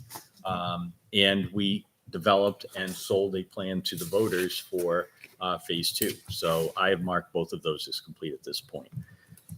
Our second goal, I'm sorry, was relative to the GMS architect selection and preliminary scope and design work. And so the first item was selecting an architect. We did that successfully. I marked that complete. The second item was determining scope and space allocation. I've marked that partially complete. And the reason is that because we were not able to land on the site that we wanted to, the space allocation really did not get finalized to the point that I could confidently say we're complete with that. We also continue to work with the architects to sort of scale out what the building size is and the space needs are. So even though I feel like we're making the headway we ought to, I did mark that as partially complete. And then finally, our DOE building aid application was submitted on time. We met the deadlines to apply initially in January and then also to submit the final application in June. So I marked that as complete. And the board should know that the folks from DOE or NHED are coming to visit us on August 26th. And so they'll be on site. That gives us about a 3-hour window to explain our project in depth, show them the deficiencies that we've identified. And we have scheduled a series of meetings to make sure that we're ready to do that to the best of our abilities. So Who's going to be with you? for that, Yeah. it will be Kyle, it will be Dave Ross, it will be Dan, Dan. it will be me, it will be Doug. Perfect. And Dave Ely, I think, is joining us Okay. also. And so They know the again, building inside now. Yeah, Yeah. perfect. So if I can toggle over, I'm sorry, does anybody disagree or think I under or No. overstated anything on that? So let me tell you what I'm proposing for this year. So again, it's marked as a draft and I'm seeking feedback on this. LMS building upgrades. We want to complete phase 2, which is the HVAC, solar, lighting, et cetera, on time and on budget. I'm not saying under budget, I'm saying on budget, but I can assure you in every meeting I'm working on under budget. And I think, that's taking a tremendous amount of energy by the district level to make sure that we do that. And I'm hopeful by this time next year that I have a green complete box at the end of that. I feel like we are on track, but I just think we can't lose sight of getting that project wrapped up. And so that is one of the goals I'm proposing. The second is I'm calling it the new Litchfield Elementary School project. And really, it's getting a purchase and sales agreement on a piece of land. I think that's a critical next step for us. And then completing the building design and guaranteed maximum pricing. We're also looking, so what are the measurements of that? I would be looking for clear community buy-in, successful land purchase, which means a vote of the public to say, yes, you may purchase this piece of land for this price, and also a successful bond vote. And so those are the two things that would show us that we accomplished that new project. The third thing that I've added in is the culture and climate action research, and that's the work with Bill Preble. We've linked it to the love of learning and then great teachers and great staff. There's clearly indicators in your goals that talk about a positive culture in every school and every classroom, positive collaborative culture of data-informed decisions. So that's the work that we want to really focus on. We want to engage the Center for School Culture and School Climate and Learning to work with our climate teams at all 3 schools, and then implement the findings at each one of those schools so that we can make any improvements that are necessary. And our measurements are improved climate and culture as evidenced by data collected by each school's climate team. So the data will come back on the initial survey. Each team will then take action steps to make improvements, and there'll be obviously a recollection of data at the end. And we'll be able to report that out to you. So I'm proposing that the district focus on these 3 items next year, but I'm seeking feedback. Can I start? Please. Phase, so LMS building upgrades. So your first row there, just not sure how reasonable it is to have it be completed on time because of the supply shortages that we've just talked about even yesterday with the kitchen. The kitchen. So I just don't know if completed is the right word there, given we already know there's significant delays that will carry over into next summer. I'll work. I mean, I may just say completed by September of 23 at this point because, Yeah. the supply chain issues relative to the kitchen Mhm. seem to be the most crucial. Correct. They are, and I talked to Darlene coming in. Sorry, Darlene. Oh, yeah. But that's the one area that's going to be I talked to her toughest. So I yesterday. Oh, can, good. because to be honest, I don't know what Coming hot on time today. means anymore. So that's good feedback. Right. Yeah. I mean, look, if you're confident with completed on time, then Well, I don't know what on time is. I think given where we are, it's prior to the start of school next year. So thank you for that. sure. Second comment on culture and climate action. It mentions as evidenced by data. What data? How are we measuring that improvement? So if you remember, Bill Preble has tools that he has already developed, tested, and collected data from literally thousands of schools, right? So that's the data that we're talking. So when that survey is administered and it comes back and it says students feel the following way or teachers perceive the following, that's the data that we're referring to. So you set this up. I mean, he's intended to be a 2-year plan. That's so correct. I'm anticipating that we'll still see this in year 2, but be able to look at preliminary results from the first year. Well, and it's also because of the student action thing. So the data will be collected, and I'm just going to give a little caveat to Jen here. Thank you. We've talked about collecting school culture and climate data when half your staff is new is a little bit out of the ordinary. So 11 new staff. Yeah. They So- won't have, 2 days? so Figure our, it out. our thought is Really that happy. It's a great time. Instruction, by the way. when we meet with Bill and his team, we're going to obviously tailor to each individual school's needs and collect data at the right time. And then, that data, we'll be able to follow up with that. So that team will set an action plan. And the data they collect as a result of their action plan, we don't know what that is yet. But if they define, okay, we want to collect this piece of information at the end of the year, then that's the data. Okay, where were we? What did we find out at the end of the year? Did we see the kinds of improvements that we were seeking? So it's a little bit, I mean, we don't know exactly what that data is going to be, but each school is going to set and define that. Okay. I'd also, just in my initial thoughts on seeing this, I don't know. I'd like to see one on increasing the custodial staff. I know that's always a goal and has been a continued goal, and there's shortages, but I think that is a notable goal that should be district wide, where we need more custodial, and we should focus on hiring that. I'll take that back. I didn't want to go more than 3 goals. I think 3 is the right, you got to focus on something. I can promise you that that's a daily goal for Joe and Right. Dave, but Okay. Any other feedback for me on this? I'll make those adjustments, and when you next see it, we'll have draft off of it then. All right. So, Dan, see if I can do this correctly. Just a point of clarification, am I going to do the status and then the new goals, or are we all going to do our status and then We're we're all gonna do gonna what I just did. How's Okay, that? cool. Thank you. Ready? Okay, so last year, around this time, we presented our 3 goals, and they fell under 3 basic areas. One was revamping professional learning communities. The second one was about introduction of social emotional learning and the SEL skills. And then the third one was about work study practices and creating that scope and sequence that kind of carried through, because the end goal on that one is to end up with a document. So especially around work study practices, that a parent can come in and say, we expect your child to have these skills before they come into kindergarten, and they will have them before they leave kindergarten, first, second, third, fourth. And then the 3 large goals are broken down into those action steps. And as you can see, reinitiate the PLC process. So last year we spent a lot of time, and I know on some of my monthly reports, it didn't seem like we accomplished a lot. That's because we were rebuilding the machinery around the PLC process. You'll actually hear us refer to it as the collaborative team process. That actually comes out of Solution Tree, who the Do-Fors kind of created PLCs, and now they've come and said that the PLC should be the whole school and that the actual meetings are collaborative teams. So they changed it. We're kind of changing it with it. So I feel confident that throughout last year, we have built the machinery. And so that next year, we'll continue that on, and we'll get to that point with the next year's goals.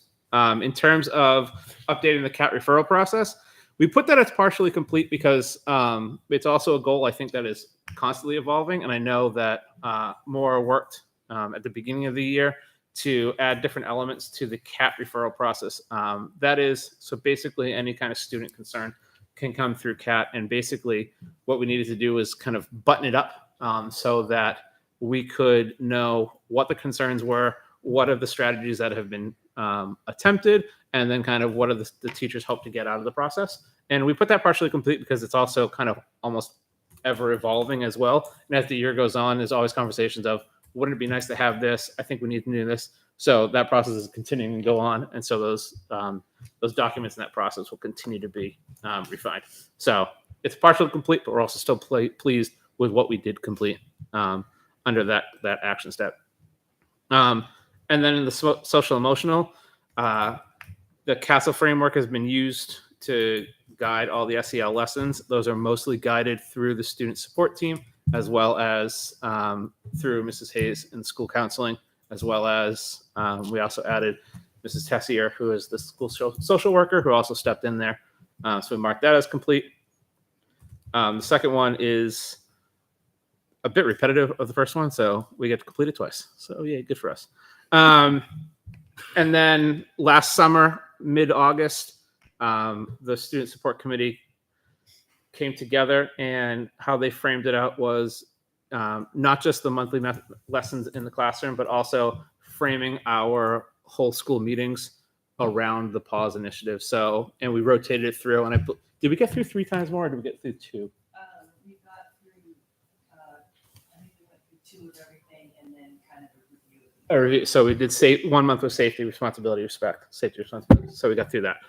So we marked that as complete. And then the final one, as we said, the creating that list. We created the list.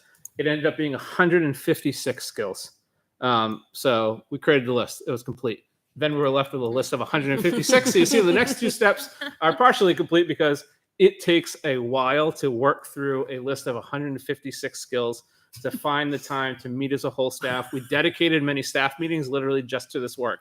But as expected, and to our delight, it actually led to some very spirited conversations. So to decide whether the skill deserves to be on the list, where does it fall, which grade level. So we did a lot of work on that, but getting through 156 skills takes some time. So we marked that as partially complete.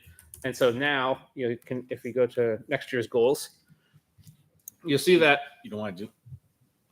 I'm sorry, you did the last one. Yeah, I mixed those two. Those action steps are both related to the process. Yep. And so, gotcha.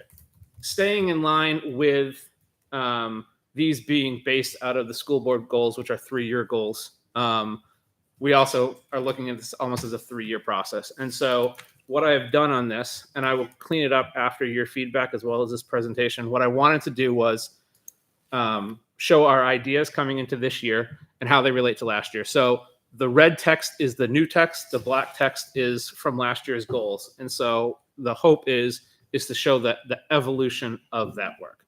So last year we spent the time building up the machinery I talked about for the professional learning community. Now that we have that, this year's focus is going to be on data usage, data collection. We want to get to a point where the teachers feel comfortable recognizing something as data, collecting it, using it, and then having that data influence practice.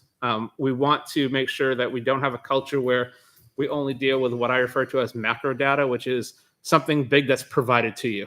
So whether it be here are the I-ready results, this is the data, or here are the SAS results, here's your data. Well, how about the things that you notice every single day? That micro data, the stuff that you are collecting every day, and how can that influence? Somewhere in between that is common formative assessments, working through the collaborative team process of saying we want to address this skill. How are we going to assess that? How are we going to create the data? So now that we have the machine, now we can make the machine work. So the focus of that is going to be on the data usage. Going down to the SEL goal, again, the student support committee through the whole school meetings, as well as led by Mrs. Hayes and then Mrs. Tessier and Mrs. Clinton-Jones. We felt very comfortable with the whole school Now the next step, the evolution of that goal is to empower the classroom teachers to make it more part of the regular ed experience. And so this year's goal is going to be to create support and empower the classroom teachers to mix this in as part of the classroom experience. And so either it be providing lesson plans or helping them build lesson plans to make it more part of an everyday, as opposed to that special once a month or when Mrs. Hayes comes to the classroom. And then finally, with the work study practices, it really is, again, last year I didn't expect that we were going to have 156, and I think undershot the work that needs to be done, and it's really more 2-year work. So we will continue that process with the hopes that at the end of the year, we have that general scope and sequence so that we can then communicate out to parents. Here's what we're going to, these are the, I would say 5 to 10 work study skill, not work study practices. We use that in the report card, but we're talking things like by the end of kindergarten, they will be able to zip their own coat. This comes from a conversation where I met with second grade teachers, and they were saying, these kids don't even know how to sharpen their own pencil. And so I went to the first grade teacher and I said, did you teach them how to sharpen their pencils? He said, no, we just gave them sharpened pencils. Right. So we had these expectations that were never addressed prior to. So we want to kind of fill those gaps and then also communicate with parents so they know kind of what our expectations are coming in and how they can support us, so we can partner with them for the progress of the child. So that was very quick, but that's it. Let me just let's pause for a second, because I want to go back to the goals. Dan is marked most complete and a few partially complete. I'm just curious if the board had feedback for Dan that he may have overstated or understated something on that. Nope, looks good. It's fine. And then I just feel, I mean, maybe I'm the only one, but it's hard for me as a board member to look at this and say, especially the first one, I don't know, though those meetings, like, how do I know? Like, I mean, you're describing it perfectly fine, but it's hard for me to. What do you mean? What meetings? Like the PLCs? Yeah, the PLCs. Create a system to better identify, Excuse me. Do you know what a PLC is? Professional learning community. Right. Do you know what a PLC is? He's going to explain. It's like, so this, I hesitate to call it a manual, because when you call it a manual, teachers put it on the button, and this is a user's guide. How about that? Okay. That will be guided. It's in very draft form that has feedback on it. So that can show you right there. That documents all the work that we have done and will help guide the process. I guess I don't understand how you can meet as a whole school for PLCs other than your monthly meetings and a couple of days here or there. Like, that seems No, unreasonable we to me. don't. What they're saying is they reference the term PLC is the term PLC refers to the building, and Okay, the not action is the individual. collaborative team Okay. process. Yeah, the PLC is the place. The what is the collaborative team Got it. process. That makes sense. Thank you. so then I guess the next comment, just for Dan, before we shift to the middle school, is any feedback on the goals that he's proposing. And it'll be cleaned up when you see it next. The red will become some other color text. It will look all the same. become black, and There you I go. will make sure that it's not repetitive and overstated. Is there anything about Griffin that you think is missing, or a focus area that our team's not on top of? Well, I know that in the facilities meetings that we've had, we've discussed a lot about community engagement and community outreach. Mhm. And I think that is kind of something that we need to do as a whole district. I'm not sure it fits in the school goals, but it is one of the district goals, is to enhance community partnerships and things like that. So not seeing that here. I'm wondering, though, on the district document where it talks about the new elementary school project. Right. There's an engagement component. Definitely. It's linked there. Yeah. And I kind of think we own it at the district level, which Not then at each school level. umbrellas all Right. three. Yeah, I've always hesitated, like when it comes to the project, I'm a willing and active participant, but Right. also recognizing that I'm not It's not your job. driving the bus. Right. It's not my drive, but I'm an active participant. Yeah. And then also, if you go back to the last time I presented, a lot of that is also covered with the work that we're going to be doing this year with the mission and vision and Yeah. pushing that out. So that Thrive statement, one of those is creating those community connections. Great. Thank you. Also, the internal communication would really be covered by the culture and climate action, don't you think? I mean, that work that's being done Right. too. Well, in the perfect world, I think the district's responsibility is providing the resources and the oversight, but that work's being done at 3 schools. And Mary and I have had a lot of conversations about how the district fits into that, right? So we just have to make sure that we have presence and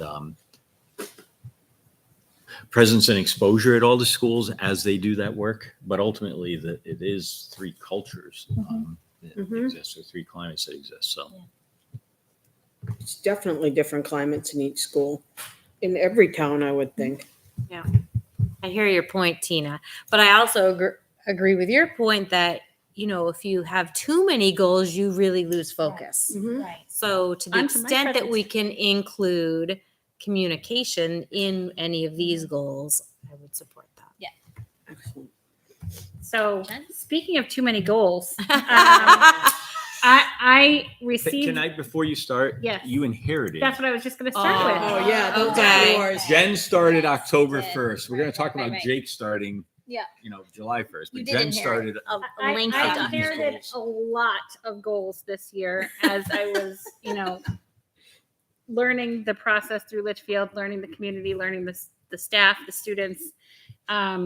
So Tom and Martha bit off a big chunk of the apple. And I think actually, as we looked at what we were able to accomplish this year, I'm pretty proud of where we ended up. And although many of these say complete, it's complete for this year, but it's ongoing. It's all things that we worked on this past school year, but many of these things, as Dan talked about, are things that will be continuing on. So we talked about our SEL strategies and having our counselors incorporate activities and ideas in the first few weeks of school to help kids feel connected. Although we did do that this past year, we have plans moving forward, which we'll talk about in the next document in regards to incorporating that even further. This past year, we had the opportunity to use data collection during MIDI meetings, when we had our chat meetings, when we were talking about how students were in regards to attendance or in regards to grades or in regards to performance in the classroom. We had many weekly data-driven conversations with our chat team, as well as with our PLCs. I haven't moved on to is it collaborative communities? Is that the right word? What is it called? The collaborative team process. Collaborative team process, which is also common team planning. Wow, that's a lot of CTPs. My teacher still calls it everyone still calls it PLCs. I'm forcing a fight that's not worth fighting. But I'm keep at it. So it kind of allowed us to take a look at, we are still a PBIS school at LMS, and our PBIS team was able to look at the data and kind of go back to how are things working, what is functioning. And for those of you that had students at LMS this year, knowing that one of the places that the students themselves identified as an area of concern was the hallways. They felt like the hallways was a place where it was loud, and for the little guys, sometimes it was a little scary and not safe. And we held conversations within our best time, which was fantastic that we were able to incorporate that across the school. The team drove the discussion, drove the outline. The kids and the teachers had the conversations. So again, coming back to what did the students need to make this work out better? We were able to work as a whole school to kind of fix the hallway traffic problems that we were having. We realigned which direction things were going in, and it really helped kids feel a lot better and safer in the hallways, which was kind of the end goal in that area.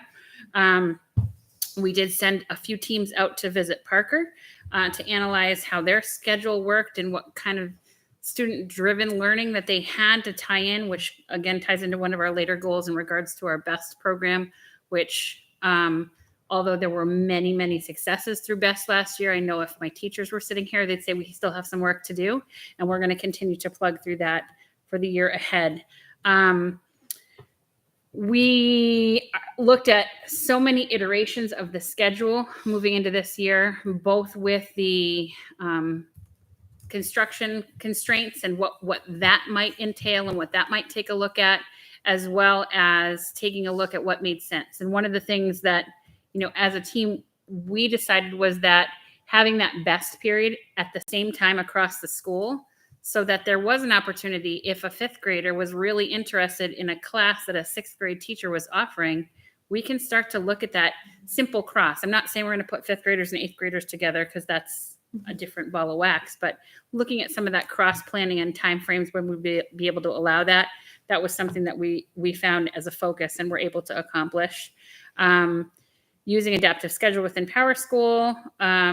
iReady has been a welcomed addition to LMS, and our teachers, although it is a snapshot and a picture in time, it allowed our teachers to continue to progress through with our students through those learning modules, to find those places in specific areas that students needed work. If you look at that link that is clicked in there, it'll take you with our spring data. And although we still have a lot of work to do, I think we reviewed that at one of our meetings, and we were able to see the. Yep, big this one adds the progressions. third set. Oh, this is a different one. Yep, Okay, so it's a new this one. Yep, it's an Okay. updated one. So it has both the fall of 2021, winter, Nice. and spring. So it Okay. shows you all three in that little box there. So data diving into I allowed our teachers to fine tune strategies for instructional needs, and again during that best period and during classroom time, allow teachers to differentiate for students and what their specific needs for growth were, which again is a completed but a continuing process. Our weekly newsletter changed from the links letter to links in the loop, and we've been sharing that weekly with our staff, parents, and just admin board members. We're also posting that to our website. So all of our archives are there on the website. We're recognizing the work study practices. And the one that we labeled as partially complete was the updating the mission, vision, and goals. Again, as I said, I inherited these goals. So by March, when I was doing my update on my goals, and I was supposed to be working on mission, vision, and goals. I was still trying to learn the school. Yikes, let's go. So we started to have some staff meetings where we talked about what we currently have for a mission. Does that still reflect where we are as a staff? But again, as we talked about 11 new staff coming in, we didn't feel like we wanted to fully edit what we had yet. Our goal is this year to build that culture, to build that understanding of what is LMS, how can we make this a place where kids, teachers, parents, community are excited to come to work every day, want to be there, want to learn, want to do what they need to do. How can we do that and get as many voices in that process as possible? So that's why that's listed as partially complete. Can we just pause for a second? I mean, that's 11 goals that Jen inherited, Holy moly. right? What our goal, our directions were to try to have 3. But I just want to see if the board thinks we overstated anything on that, or if Jen overstated anything. No, and I think how you're grading yourself is fair. And I think you need to go back and change some of yours, because your benchmark was you made it yellow, partially complete, because it's an ongoing goal. But if these are annual goals and you achieved it for that year, I think it should be green. So I think you should use the same benchmarks. So then moving on to this year's goals, we took a similar vein to Dan's, except LMS is blue. So our new language is blue. And I love Tom and Martha and thank them for the 11 goals, but we tried to kind of consolidate a few of those and bring them down to a little bit more manageable and focus in on those things that we thought were really important. So some of the things that we're looking at, again, still taking that SEL focus and understanding that kids need to love to learn. Kids need to want to be at school. They need to think they're involved and belong. Belong is the word that's going to be kind of running through our year this year at LMS, where we want all 4 grades there in the building. We want all of them to feel as though they belong. We want them to feel as though they have a voice. So we are going to be implementing a lot of new strategies. I have in these goals a lot of things regarding responsive classroom. Unfortunately, as many things are delayed, so is the ability to get a trainer to come in and talk to our staff. So we have been in frequent conversation with responsive classroom this summer and have some training modules that we'll be able to complete on our own. As a former 25-year educator myself, I've been trained in Responsive Classroom 1, Responsive Classroom 2, and middle school Responsive Classroom. So I've done it. And so in conversations with Responsive Classroom, they're giving us some of those modules that normally they wouldn't, to let us toe dip a little bit and then get the real deal next summer. Continuing. That was the grant the Correct. program that we approved. Because we had a little delay in the approval when we had that process, we missed the That was summer. my fault. It happens.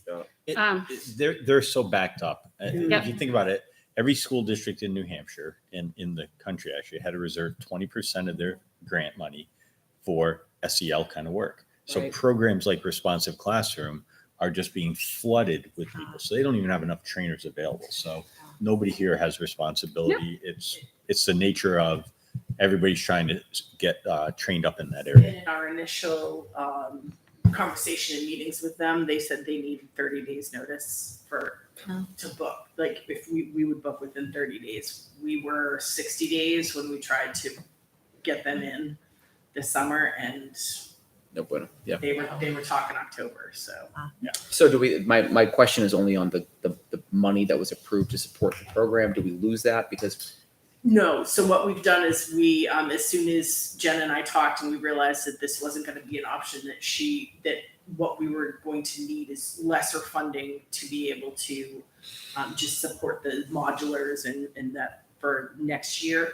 I revised the grant to put that money in other PD that's coming along with like our new pilot ELA program and our iReady. We have ongoing iReady PD, so we just shifted the money. Thank you. One of the things that we're hoping for as part of our action steps and looking at behavior is finding a way to better track. You know, I joked in transitioning from Hudson to Litchfield that I entered Nirvana. Just wonderful. And the kids are great. The staff is great. It's wonderful. And nothing bad about Hudson either, but just very different behaviors. But we also want to be able to take a look at where those behaviors are happening and how we can help to modify those behaviors. Are they happening in the cafeteria because we need to have more supervision in the cafeteria, more people in the cafeteria? Then if that's a place that we're focusing on and recognize as an area that needs improvement, then we're going to do what we can to improve it, to make it more comfortable and make kids feel comfortable in what they have in front of them. Moving on to our next goal is the personalization of that BEST block. As we said, BEST in 9 out of 10 cases was a win, but we definitely have those areas that we recognize can still improve upon. The way that we schedule, the way that we look at where those remediation blocks are taking place, where those intervention blocks are taking place, where the acceleration and choice is taking place for students, kind of looking as a school. And we'll be meeting with our leadership team as well as teachers to kind of talk about what worked awesome last year and what we can improve upon this year. The links in the loop will be continued to be linked to our website. We're going to update our website to have more clearly defined expectations and make information more easy to locate. So it's about communication. And I know that was an area last year that I recognize for myself as something I can do better at. Which is part of why we've started the Facebook page this summer. If you haven't already followed Litchfield Middle School on Facebook, that's a place where we're getting some communication out and trying to refine those communication strategies so that we have parent forums, we have updates and methods where people can see what's going on at LMS and know that it is a pretty awesome place to be every day. And in that increased community awareness is where we're updating that mission, vision, and goals within there, but it's involving our whole community in the process. Thank you. Any comments or questions for Jen? Nope. I count 3, Jen. Yeah. That's good. Three big ones though. 3, but they're big paragraphs. Yeah, I I know. know. Yeah. That's all right. No, thank you. Can I just make a comment? I want to say not being in the educational environment for my work, I don't know if the word belong is used a lot in the school environment, but I really love that word that you use to describe the philosophy. I think that's what every child longs for, is to feel that sense of belonging. And so I really like how that's captured in that first goal. So I just want to say good job, because the word really just struck a chord with me when you said it. I think that's so important. And I'll echo those statements. It also struck a tone with me too, and I appreciate that. And having a fairly recent couple years ago now, a fifth grader, right? And that the belong part, I think what was missing, right? Where they were kind of the shit. Now there was the environment, they were in, the portables. There's all sorts of things behind that, but that's what was missing. And I like the fact that we're starting to use that and make them feel included as one united LMS. One of the other things that we've talked about with our student council is kind of to shift that as well, to allow for more of a representative government within our school itself. So our student council is going to be shifting, and each homeroom will have a representative that will be meeting with student council once a month during BEST. So it's during the day for those kids that still want to be athletes, that still want to participate in after school things, but they're still having a voice in what's happening in our school and talking about what's cool for, our Spirit Week, what's cool for, what do they want to see change in our building, and how can we move that forward in a positive way? My only other comment is on goal 2. It just doesn't read right to me. I think we need to play with the words a little bit. It was trying to consolidate, so I S can block supports, comma, and examine learning. Yeah, I don't know, just a way to tighten up the language a little bit.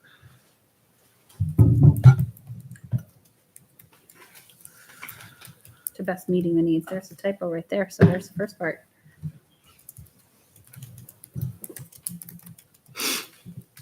I think we can definitely look at refining that language. I'll take that back and we'll work on tweaking that a little bit. Cool. All right. Anything else for Jen? So before Jake starts, let's acknowledge he's reporting out on goals from last year. So Val and Mike, who had some ownership in this, are here to help. He should get all the help he needs. He's been here a month. He should be up to date. There's a lot of yellow here. What the? and then the new goals, they're also here to support him through the presentation of that. So Jake, it's yours. Yeah, so Jen inherited 11 goals.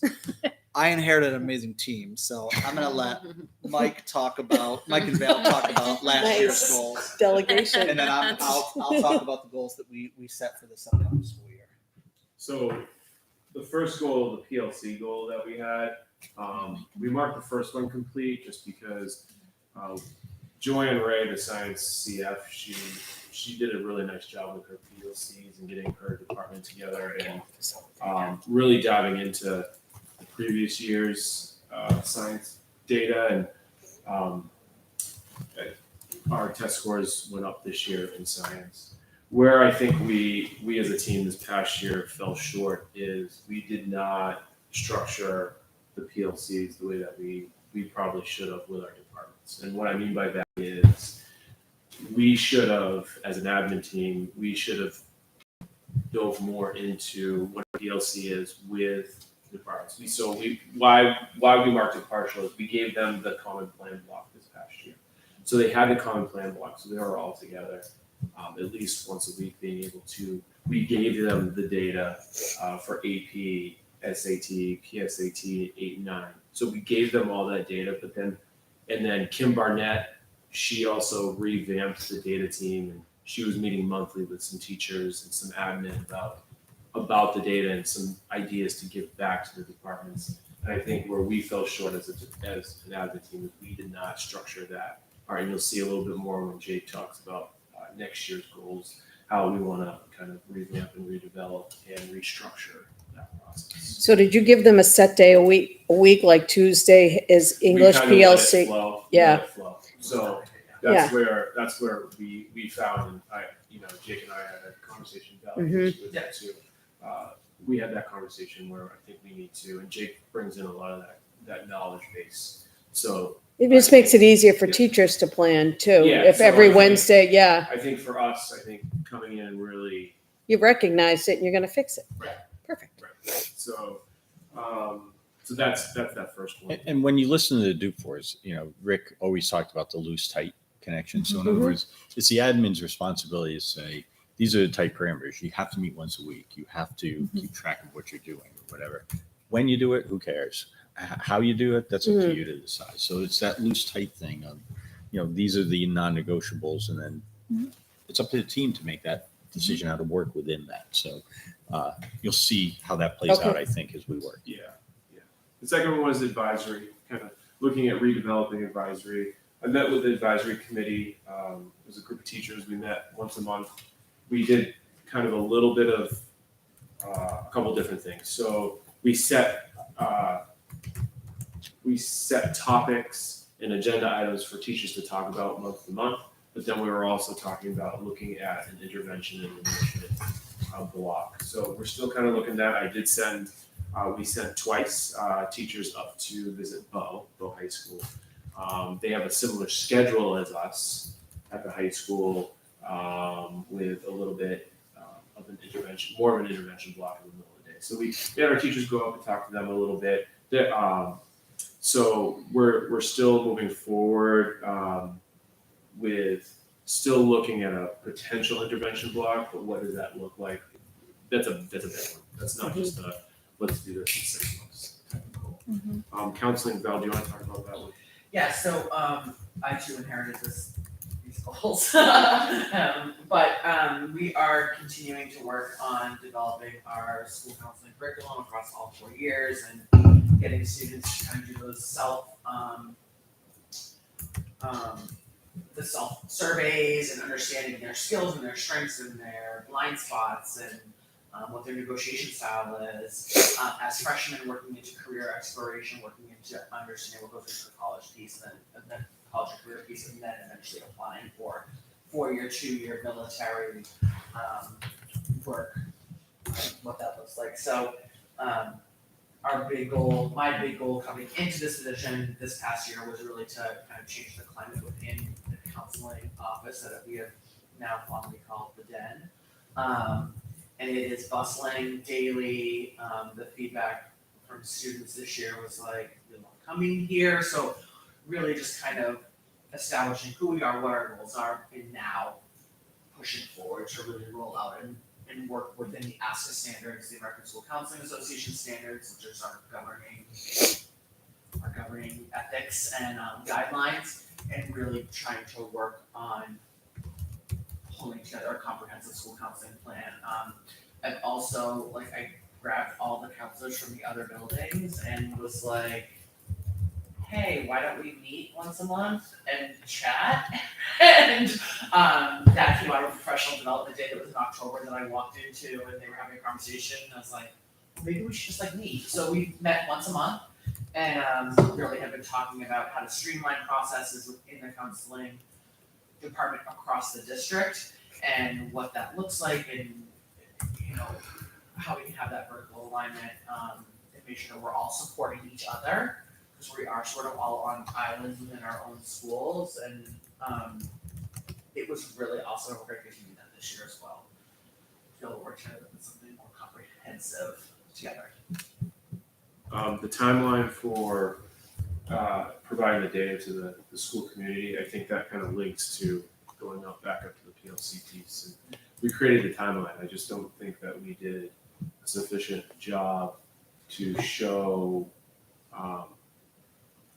to help the community, the school community, analyze it well enough.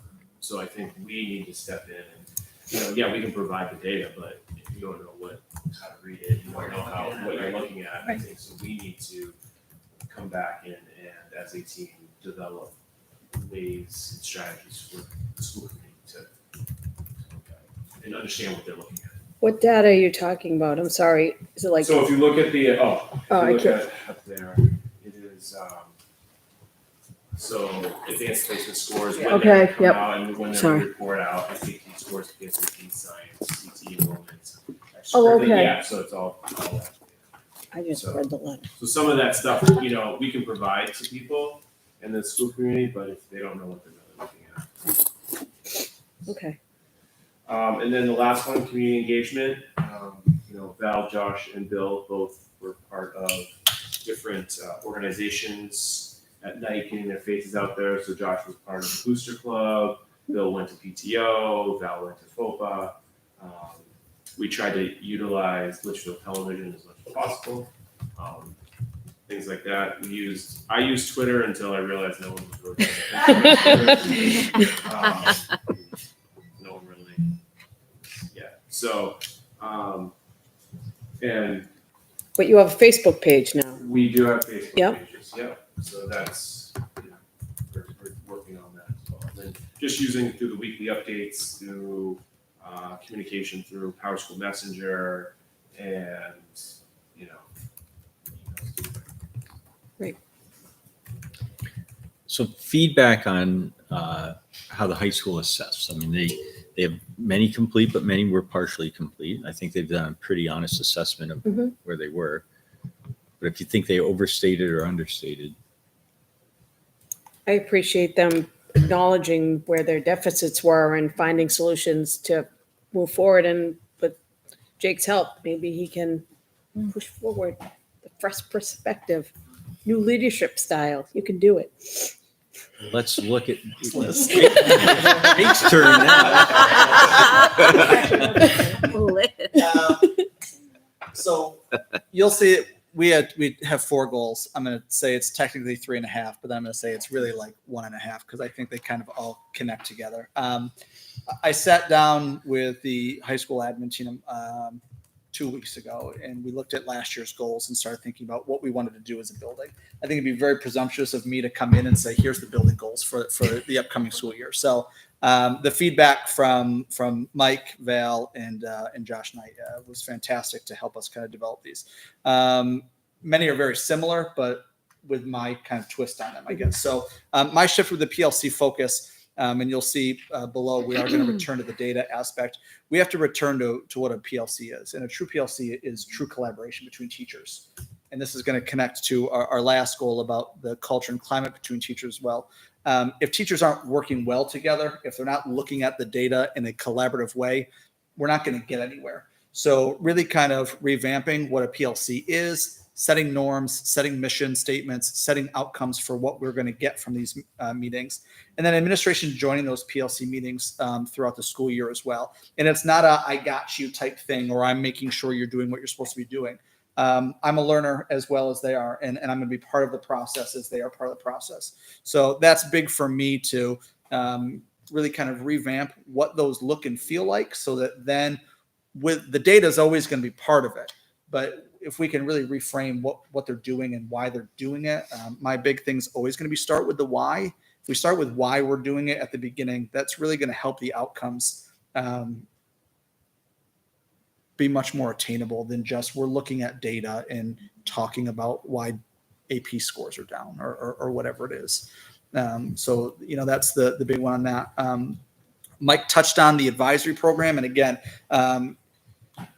I worked on it, worked at the regional for 6 years. I think we had 4 iterations of an advisory program in 6 years. I was responsible for designing one of them. I think if you go to any high school in America that has an advisory program, everyone's going to do it their own way.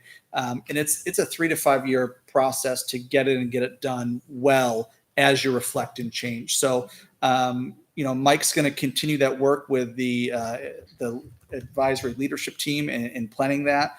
And just continue that work to morph it into what we need it to be at Campbell. We build that culture and climate. We can do the fun rah-rah stuff. We can celebrate the school and the community. We can also set aside time for interventions, for support, for extra help and that sort of thing. So really looking at how we can use that time and use it the most effectively for our students and our staff. I think it's going to be some really great work that I'm excited to be part of at Campbell and work through with that. The next one is we're going to jump back into that data and kind of increase the awareness and usage of the multiple data types. So this, as Mike had kind of alluded to before, it won't just be the hey, here's the test scores. But we're also going to and I like, Dan, how you talked about that micro data as well. We need to shift from my students to our students at Campbell High School. And so within these PLCs, we can really look at, yes, we're seeing some test scores that are down, but let's talk about what we do see on a daily basis, because we all know a test score is just one snapshot of an overall picture of student success. So really being able to talk about the different types of data as well that we're able to access to give to our PLCs and really work through in order to have a successful PLC, to design those common assessments that are all going to lead to higher student engagement, success, and that sort of thing. And then lastly, this is my kind of 0.5, which I think is actually probably the most important, and it fixes around the district goal as well of positive climate and culture and the push with getting Bill prevalent. Being a new principal walking into the building, I have the incredible opportunity to observe and ask questions. I told Mike I would do it for 10 weeks. I get to watch and ask questions to get a sense of where we are.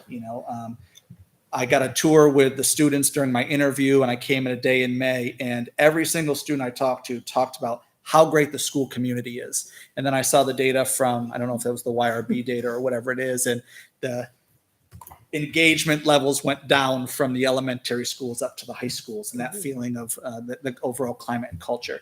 So there's a lot of different ideas and perspectives going on, and I'm super excited to dive in and get a sense of where that's coming from. But I think working on that in my leadership style, I think kind of go hand in hand, which is why I'm excited to tackle it. And I'm going to publicly push back on Dr. Jetty just for a moment. He put a comment in your first meeting. I was just going to say that. He put a comment in here earlier. He said, "How are you going to measure a feel of staff?" And so I did add, through staff participation in school events and collaboration with colleagues. But I also, Val brings up the idea of what the den feels like, that students want to be there. And I think you can get a sense of a feel of a school where teachers are excited to be there. They're excited to teach and work with kids there, and not just I'm coming here because of a job. And they may not always answer honestly on a survey, but I think that the work that we're going to do this year with developing trust through collaboration and PLC, with the informal things, with being able to be in the building, more of an administrative presence in the hallways and classrooms, very casually and formally, I think we will be able to get a sense of a feel, which will also see higher teacher retentions, overall positive attitude and relationships throughout the building. So that's a big one for me that I really am excited to tackle, that ties in with everything else. And I think we'll see things kind of start clicking here as well. And it's not going to be quick and easy. I can bring donuts every Friday, but that's going to make people happy on Friday mornings. So it's going to take some time, but we've got I inherited a great team that understands the building and the community, and I'm excited to work with them. I think a lot of teachers are burned out from COVID and the behaviors that came back from COVID, and you have a perfect opportunity to rebuild the school. If I can just chime in, I also think that we're coming off of a really strong series of summer work with and it's been across all three buildings, but the work that's been going on and the energy level with the staff is something that I haven't seen in a long time. It was really exciting to it was exciting in June, then to come back this week and have so many teachers really actively engaged in getting ready for next year and being excited about Well, I think Jake's part of it too. Absolutely. You're just a breath of fresh air. It's true. No pressure. No pressure. Right. None. I haven't even had my meeting with you as a parent. Not yet. I'm waiting. Start closing my door. Smart. Feedback for Jake in the high school, because Please, and again, and I kid, because we actually spent time in retreat back in June, sort of developing the end of the year stuff, and then even in the last couple of days while Live to Learn has been going on, we've been focused on these goals. And so there's been a lot of collaboration and discussion. And I did write a comment on there, and Jake resolved it. He sort of fixed that up by saying, here's what I'm going to see. And frankly, if we have more staff participation in things, that is evidence. And that's trackable. That's data, right? So Brownie points. But feedback or thoughts to the high school, because this still is draft. I didn't go home before I came here. So Neither did I. Yes. I didn't either. I brought cookies. He brought us donuts this morning too. I did. Yeah. It's not Friday. We wish you the best of luck, and you have our support. So my expectation is that I think last year we gave like a March report on these, and I'm going to put a reminder in my calendar to hit these sooner than March. Mid-year. I think January, the problem is we're kind of in the throes of budget and warrants and all of that. I think that's what threw us off last year, but I think we still want to be mindful of Yeah. where are we with these goals? And it won't be a half an hour report necessarily, but we ought to be able to speak to, this is the headway that we're making, so that when you see the end of the year report next year, you'll know where it landed. So Sounds good. thank you. Thank you all. Don't go anywhere. That brings us to class sizes. So class size reports,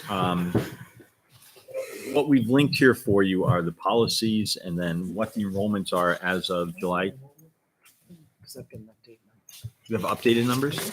Okay, so. Oh, good. hang And on a I second. had her put how many teachers per grade because I can't keep that in my Right. head all the I time. had a question on that though. For grades 7 and 8, do we still have 5 No. teachers? No, I that thought was it was two of 4. our RIFs. We're down to 4. That's what I thought. So that right 4 now and they're marked 5. as 5. These 4 are, and these 4. are Okay, that was projected. That was wrong. Not, Those numbers came off the October Yeah. projections, Oh, but okay. they're not So the they're not actual. correct. yeah, so- they're not, yeah.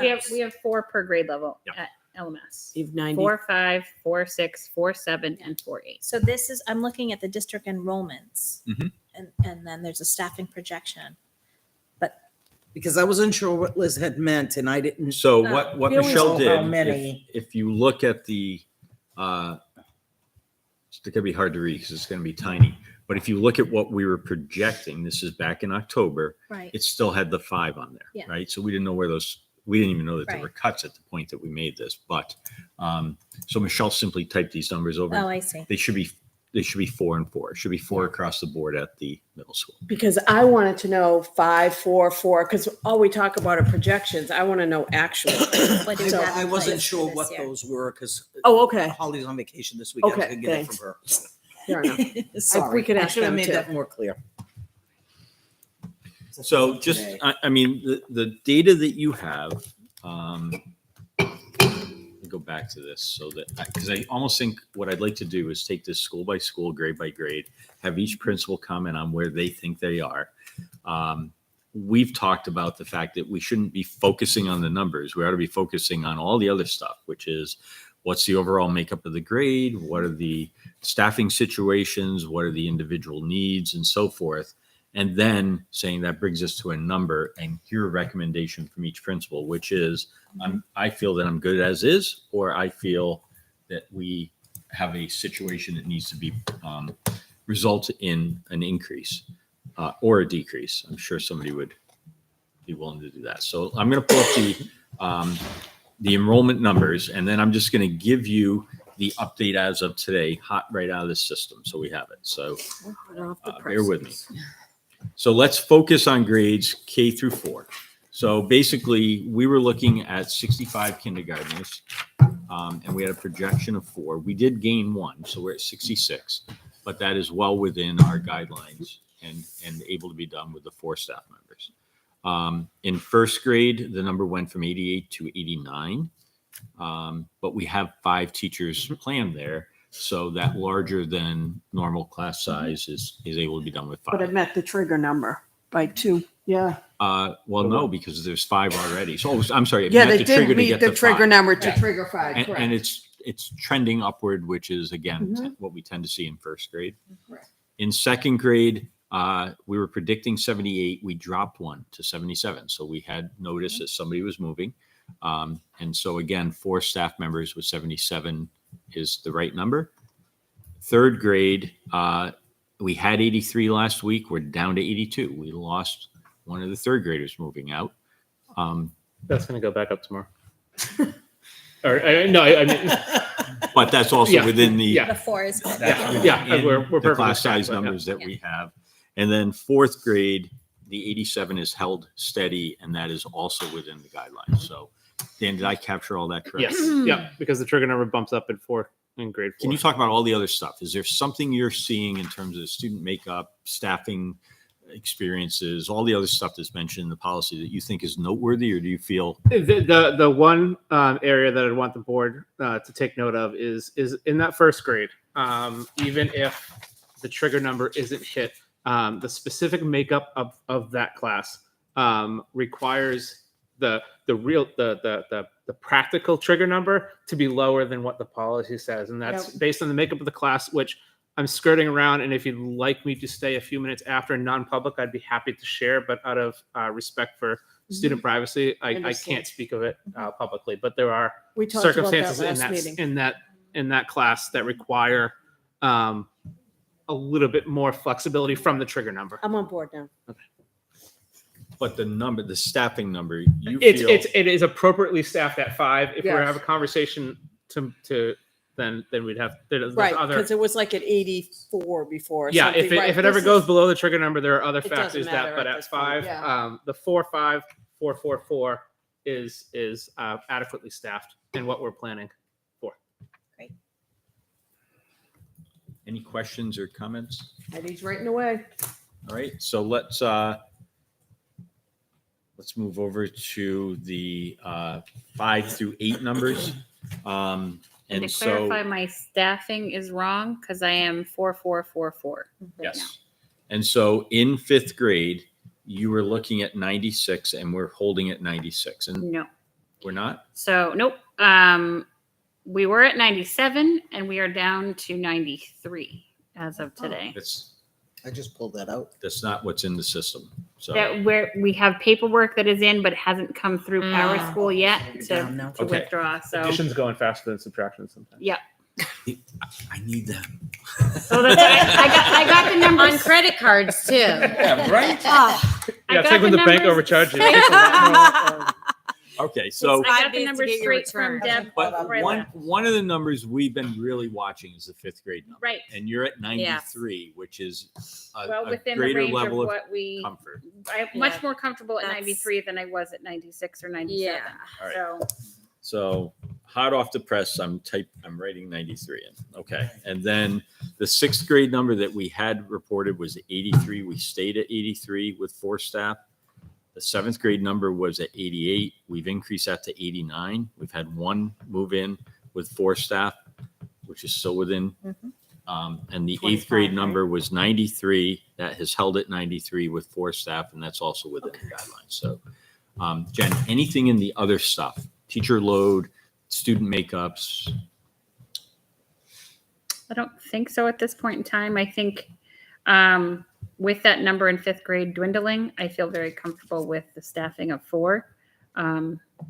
Where we are, I think we're okay. This is like the first time in 5 years that there hasn't been something so tight. I That mean, was- and it would have been if the numbers had if held. our numbers Yeah. had continued to trend in the direction that the projections had them trending, Yeah. then I might have been sitting here having a very different conversation. It's not just about the numbers, Yeah. but the real estate and classrooms and all of those other pieces that play into the conversation. But at this point in time, I feel comfortable where we are. Any questions or comments for Jen? Because her recommendation is she can open school with current staffing, is what I'm hearing. Plus, I don't really think we'd be able to hire anyone else just based on what I'm seeing Size outside of there. oh, with the On a construction. completely other- Yeah. 444. All right. So it's a whole different situation at the high school. I'm going to just say that because let's just talk about the numbers. But we have the 2 larger classes that are working their way through, and then we're going to hit the small wave. This is the consolidation of Campbell from a 400 and some odd student school to a 300 and some odd student school. And his 9th grade number here is 97, and that stayed at 97. His 10th grade number was 98. That's actually decreased to 97. So 1 10th grader has moved out. The 11th grade number is 122, and that's gone to 121. And then the 12th grade number went from 112 to 111. So a couple of students down. And then the nature of scheduling, what Val and Jake and I are going to do next is we have to look at what are the actual enrollments in courses. I started going through it, looking for weird things. So I come up on a piano class of 6 students, and I say 6 students. But then I realized that's piano 2, and it meets at the same time as piano 1, and piano 1 has 7 students in it. Yeah. And then I say 13 students learning to play the piano simultaneously. Right. Okay. And so that's the conversation that we're having to make sure that the sections that are running are, there's a rationale as to why everything is set where it is. So that's an ongoing dialogue, but at this point, your only unfilled position is the halftime PE, and those sections are packed. There's a need there, but we need to try to find somebody who's willing to teach PE part-time. So that's a challenge too. And the only thing we have left that we have to hire right now is a continuing sub for math. So if anybody knows anybody that wants to cover math. I thought you were volunteering to teach PE. I thought you were too. I was going to say you got to do that. I got excited. Yeah. No, sorry. Long-term sub for a leave of absence, right? Correct. Yes. Which grade level? 8. Thank you. Any feedback for the high school? It's a different piece, but we'll get better numbers as schedules get finalized. And this is why, if I may, Val, I'm going to put you on the spot, but when we're like pounding away, you can't just be changing schedules, because you go in with sort of numbers, and then when there's that opening couple of days and schedules are being rearranged, sometimes you end up with a small section because people have just adjusted stuff. And it drove me crazy as a principal, because I'm like, I don't have the right staffing based on the way student requests shifted into actual bodies and seats. And so that's something that you're really. Yeah, I mean, I went through, took time this summer to go through every single student's transcript, every kid's transcript, and compared it to their class requests and their schedule that they had to make sure that they had what they needed. It was cumbersome, but I think it will hopefully move down the numbers of schedule changes. Students only have 5 days to change their schedule within that. That's it. Like, after that, there's nothing. I will say I do have a report for you that I can send to you that has the current numbers and all courses. So I can send that to you. Thank you. I have that as well. What? I said I have that as well. Oh, you okay? When do schedules come out? I think we've already heard some questions on social media about that, and I'm just not sure.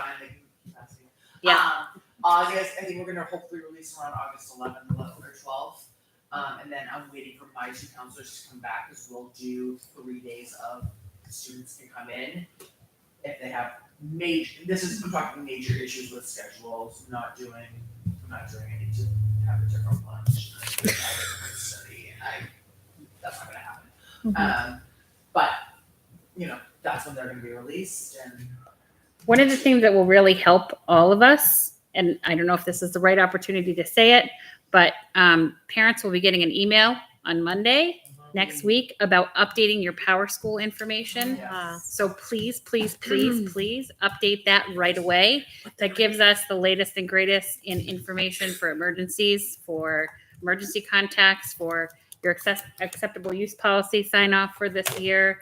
Lots of paperwork. Instead of getting that big packet that you have to sign out on the first day of school, this gives you some time before school starts to get that all filled out and get the schedules out to you and have everything updated and ready to roll. So I do have a question. I tried to log into Power School today, and it says Litchfield School Not today. District has disabled access. So it Next will week. be available You'll be next Monday. You'll be getting Okay, an email. just checking. All of it's There's a new URL, new login. Yeah. It's all new. Okay. Yeah, I knew there was an Is there a upgrade. new app too? Yes. Okay. Yep. So there's a whole new we'll be way to receiving- get on. Everybody, okay. I'm gonna That's delete And important. new information. So it's all coming soon to a theater near you. I can And, still find out when our kids are marked tardy. Yep. Oh, excellent. Thank you.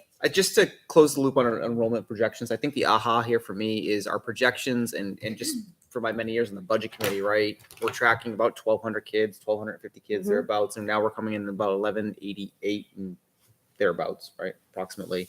It's about 50 kids less than the projections, which is fairly significant in our small district, right? 50 kids. Our projections had 1,233, and right now we're at 1,188, or just under that, if I understood the. The projections include preschool.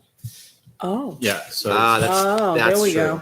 That's true. hang on one And second. they all filled. all That's the true. It's preschool. okay. But that was a good observation, because we should have actually said that we didn't include preschool Yeah. in this. Yeah. Yeah.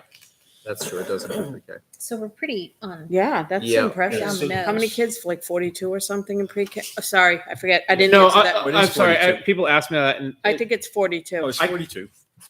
I can never get around because there's like these kids come all day, these kids half day. Like, Oh, yeah. Courtney does a great job of showing me that, and I'm like, I don't know what I'm looking at. But like, it As long as she knows. yeah, they know they're cared for. They're given what they need. So Andrew, in October, when we have the real numbers, right? Yeah. So the October 1st enrollment numbers are the ones that matter. We were First off Friday. last year. Our projections from the year prior, we were off by like 2 kids. That's what I was So- saying. It's usually been pretty close, and now to have a delta of 50, but you're right, it's pre-K. It's the pre-K that does Do that. we do And it in so- September and October, the first Friday counts? Well, we do the first Friday count, and we'll compare that. Yep. But again, that should be compared to first Friday, not to the October You- 1st. yeah. October 1st is when you really know, here's who's here. And actually, as a district, because we tend not to have a lot of move-ins and move-outs. So Right. this is way more precise than it is in many districts where families are So on they a, have to on a get to take rotation. time. There aren't a lot of rental units, for example. If you're Right. in a place where there are a lot of rental units, you have people coming and going all the time. So we're pretty precise with it. That is. But I'm just going to frame for this. And again, I'm going to point to the high school because you've got 112 seniors next year who are going to exit the system, and you're going to replace them with 93 rising ninth graders. And so, that points to the kind of thing that we're looking at, and that has an impact on staffing because the The next year year after, it's going to be the worse. next year it's 122 22. moving out, and you're going to have about 90 moving in. And so 50 students swinging 2 years. Yep. Yeah. those are the challenges that I've been talking with Bill about, and Jake is aware of also. So And it's not a surprise. We've seen this coming. Yeah, it's because it's made its way from Right. the elementary school up through middle school, Absolutely. up to the high school. Are we going to We do made our the- staffing cuts this year, Yeah. Yep. going down from 5 to 4. See what the COVID birth bump is, though. That's true. Yeah. 5 more years, right? That'll come through. 3 to 5. Are we doing the handbooks while they're Not for here? me. Next is committee reports, which I don't believe we have very many of, No. and then the school handbooks. stay Um, put. Or no, Nope. you want to trade with your assistants, right? Yeah. Okay. Ah, Can I request as a board that we don't go over every single page and every single comma and period because we will be here all night long. I think we all made comments and we can talk about the gist of all of them because they all kind of seem you're very much aligned Mhm. than you were before. I don't want to. coming up here? Oh. Come on. Not that I don't want to see you We have more, some Mike. transition time. I just wanted to make sure to hear from any committees. Oh. Do we have any committee reports? Heidi, I think you You were at the guys last had one. facilities. I was not. Yes, I was at, can you hear me? Yes. Yeah. Okay, I was at the last facilities meeting. LMS, I think we've already covered pretty substantially during Doug's report, so I won't go into that except to say that everybody's working hard, working together, and it's been really good relationships between everyone, including town officials. We talked a lot about GMS, and Kyle Barker, our architect, did a recap of the building needs, as well as Dave Ross did an outline of the critical issues at GMS, and all of these things sort of really emphasize why a new school was needed. I certainly can go into detail. Unfortunately, that facilities meeting, we weren't able to record that meeting that day.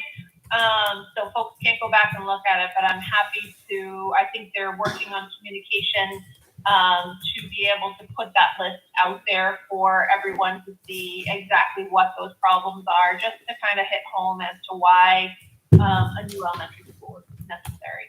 I think that's pretty much it. And Mike, Doug, you guys were there. Did I forget anything? No, No. that was perfect.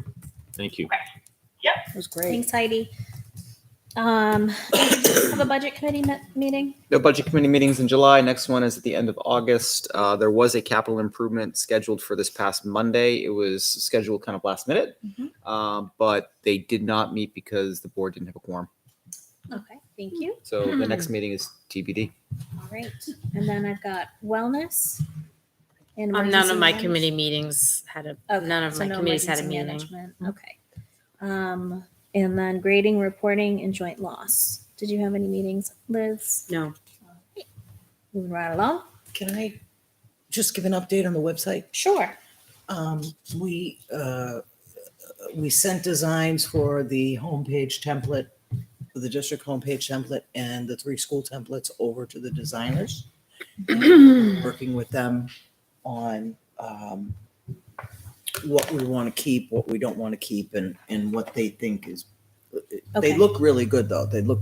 Yeah. I ran them past Dr. Jetty and Chris, the IT director, and I got thumbs up. So. Do we have a next meeting scheduled for that committee?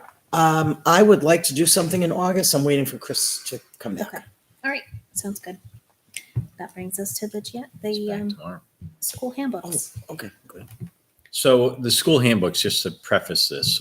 So again, in the retreat back in June, we had time to begin sort of some of the work on the handbooks. And then I know the 3 assistants, so Maura, Martha, Jen, Yep. we're kind of working together on this. And Mike were meeting several times to make sure that they were aligning. We took a look at the progressive discipline model that you're seeing there in all the handbooks. They developed all of that work. And so you are getting, I think, the most unified handbooks we have yet. There's still a little bit more work to do. And I really appreciate the comments that are made, because what I'm hoping is that we can get a vote tonight so that we can send the email out to parents, and parents can click on the link to accept, acknowledge that they've read the handbook. So it's really important that we have this ready to go. If you have comments for us, we're going to be in retreat tomorrow and have Friday as work time to get these polished up and finalized. So we can do that work, but just point us to what it is and we'll take care of it. I noticed that the cafeteria staff was in the LMS book. I don't know if you're staffed enough to feel comfortable putting your staff. We're going to list the cafeteria Yeah, staff and because all. I like that. I had They're to. part of the school community. Back to that word belong. Everybody Oh, did I belongs. say it? I didn't even know. Yep. All right. I think I had 4 things. So I'll keep it to 4, Liz. Thank But you. all my, I think most of my comments have been addressed. But one question I had that I didn't have an answer on, or I'm hoping can be included, is a clarification on when competencies can be made up at the end of the semester. So I guess that's for Mr. Perez. Is it? Yeah, I truly don't know. If you have a D on a competency, can you make that up? Or like people with Fs, obviously, but so I don't even know. If they're failing, definitely if they're failing, at least at a 5th, like they can't, if they're having a 0 in a competency, that last competency recovery day is not gonna fly. So they will, and I saw that in need. So I need to sit down with Jake and Val like tomorrow, or because I saw your comment, it says define in need means. Just yeah. So and come up with some so people wording, know, the because I specific do wording think on- that. Yep. So Wasn't I always totally thought if fair. you had a D, you couldn't make it up. Because then kids will be doing makeups all the time. Well, there's that philosophy. We have to, we have to talk. Yeah. They can make up assessments, But it's only when- one, I thought. One summative assessment. It's not. It's a minimum of Minimum. One. per competency per. So if they had, If you're failing 3 of the 4, you're probably not Yeah, going to so- pass. right. So Okay. that failing student's different than that student that got a D on that one competency. Right. And whether, we take into, what's the term we use, professional judgment, whether the teacher uses the professional judgment or allows them, like say, let me give you an example. Student gets a D in a competency in the beginning of the semester, but then shoots up and is doing A across the board the rest, but that D is like kind of tanking that grade. Okay. What do you do? Like as a teacher, what do you Give them a what's C. your professional judgment? I would give them a C. Do you allow them to retake it? That you could do that, Or do you have that professional judgment to say, well, they're at. You don't they want to are- ask me. They're It's at. one of the things that we Yeah. really are doing a lot of discussion about and talking about is that, looking at that professional judgment and looking at the data as a whole and looking at it as a progress. I mean, we have rolling grades. So I would expect that at the beginning of the year, students are not demonstrating proficiency, but that during the course of the year, they are. And I'm not going to give them an A. it's an average. No. Oh, that's fine. But when I think about professional discretion or whatever, I think of that star and power school. But it's not giving them an A. It's what learning they're demonstrating. Their So it's demonstration not skills. it's not about giving a grade. It's about what learning they're demonstrating. And in competency grading, if they're able to demonstrate an A grade, But they across the didn't. They got a board, D. it's All right, we're not gonna have yeah, this conversation It's because not an average. It's a demonstration of understanding and competency. If you Their can't, growth over time. Sorry, can I just clarify your question? Because this is handbook language that we need to get finalized. But I also, See, and I thought it would be an easy answer. That's why I didn't think it would But- need a but I- huge discussion. But Yeah. my point is there's confusion On what it about needs. Yep. who So- can make up competency at the end of the semester. And I don't, and that's the piece I want to marry with another Mhm. conversation, and that was that January comes, and there's a competency recovery day that's in the Yeah. schedule, Right. and I think you want real clarity about who goes. yeah. and how do they know? Their How do they know? teachers Like, should what's be the telling them. They should know in Like if there's advance. an email that goes out to those students, it should say, you are receiving this because you are eligible to. I And so think getting teachers should tell them in again, person. getting that in the handbook for tomorrow is one task. I think we want to have language that's, does our best, but then Right. between now and January, there should be no doubt in anybody's mind. And Come that. it might even, in the handbook, it could even be that you will I get wouldn't an put an email, email. I wouldn't put with an email. invitation to participate, But even if kids it's have to something know. like They're that. in high school. Parents don't. I don't think the teachers would say, "All right, so Tara, you didn't do well. I want you to come during competency week." I'm not going to call Mr. and Mrs. Hirschberger because they're in high school. They should know. They should be watching their kids' grade. I don't know. It's a fine line. Do you think teachers will send out an email? That's your. Our teachers have to communicate with the students if they're. But it doesn't sound like they were. Like some people didn't know. Heidi said that kids didn't know this year. Did you say, was it you that sent it out? I got something about making it up and I just disregarded it because I was like, it must have been sent to everybody. Yeah, there Was was it? an email at the end of the year. Okay. Just kind of describing what the summer school got, what the competency recovery weeks, those 3 weeks were going to look like. Okay. And that you would be getting an email, and Val sent out emails to the kids who I made qualify. contact. Oh, Yeah. all right. That's Oh. perfect. Okay, To the so kids? it's That okay qualify. To the kid or the parents? That's it then. I mean, Okay. it can be as simple as putting in here, students who Students qualify qualify. will receive an email. Reached out to every single kid. We had teachers let us know who was. Okay, got it. Perfect. I met. We made those phone calls. We made that contact. We got. Especially with And in that freshmen. End of the year email that I sent out, I did say, if you qualify for the Oh. competency recovery weeks, you'll be getting an email from the school council. Yes. Okay, got it. Only if you. That Okay. must have been the one that confused you. Yeah. I Yeah. think it was. I had a Yes. couple other parents email me as well saying, But is this you're to a me you're a freshman. or? It's all new to you. Yeah. Exactly. I But think yeah, part of the confusion too was there were a lot of students that were out with COVID that had makeup work, and so Oh, they were yeah. given the opportunity to use those couple of days during competency recovery to be able to finish some of that incomplete work. And so maybe that made it a little bit blurry in terms of who qualified and who didn't, because they weren't necessarily failing or getting a bad grade, but they had incomplete work and were allowed by the teachers to come in and finish. So that may have Rightfully so. contributed to some of the confusion. Yeah. Yeah. It's All good right. call. So but I can, We can- yeah, I can Okay. refine that a little bit. So the another comment I have is just that I don't remember where this was, but the W from the honors option, if you withdraw, I just want to make sure that that doesn't appear as as a W for the whole class. And I question how that will actually appear on a report card because I have a son who did an honors option and it's only in one class. It's only on one line. See? So like if you put a withdrawer on this, it's going to look like they've withdrawn from the whole So thing. I don't think- know how you. See if I have this correct, but I believe it's going to go down as a W as a withdrawal from that class with the honors option. And then you'll a still grade have will that go in, class. they'll go to the regular class without the honors option, and the grade will be there. So That says honors option on the That's transcript. it only says honors option. So you're saying another line will be generated and it, So, yeah. Okay, all right. Say he did. Okay, say he did got the it. Honors option in Yep. economics. We don't offer honors. Okay. economics. So he did economics honors option. Yeah. He did not complete the honors option work. It will say on the transcripts. Okay. specifically, it says economics honors option W. yep. And then Economics B.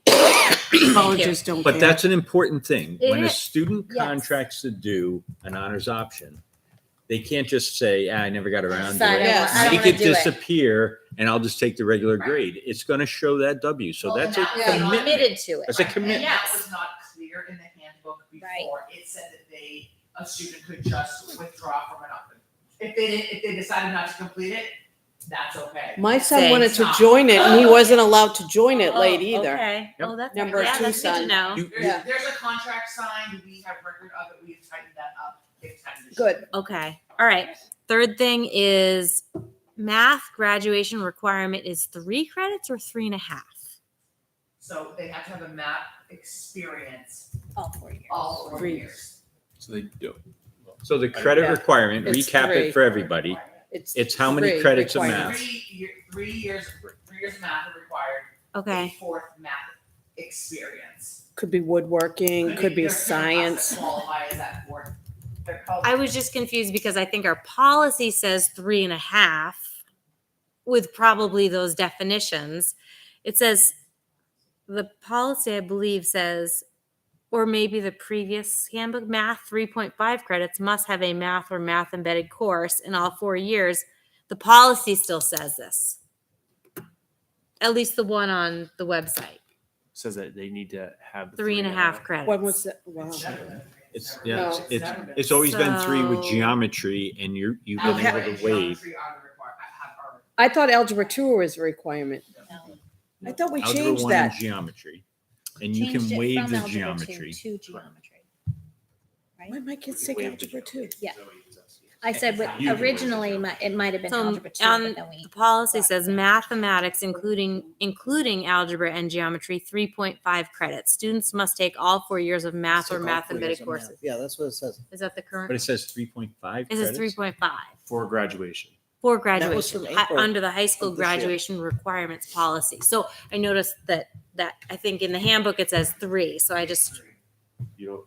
Yeah, it should be 3. I don't know why policy says 3.5 because the graduation requirement has always been 3. Since Why I've did we been update that? in Litchfield, it's been You 3 have to look back at my math notes. courses. and it was To be approved honest, I again don't in remember. April. One, math, is the math Can you experience let have us- to be a full year? Can we bring that policy back Yeah. next time? Let us look into that. Examine this, it No, but it does. doesn't have to be math, so you can't, a math experience might not count as a math credit, so that's the issue, you can't say 3 point.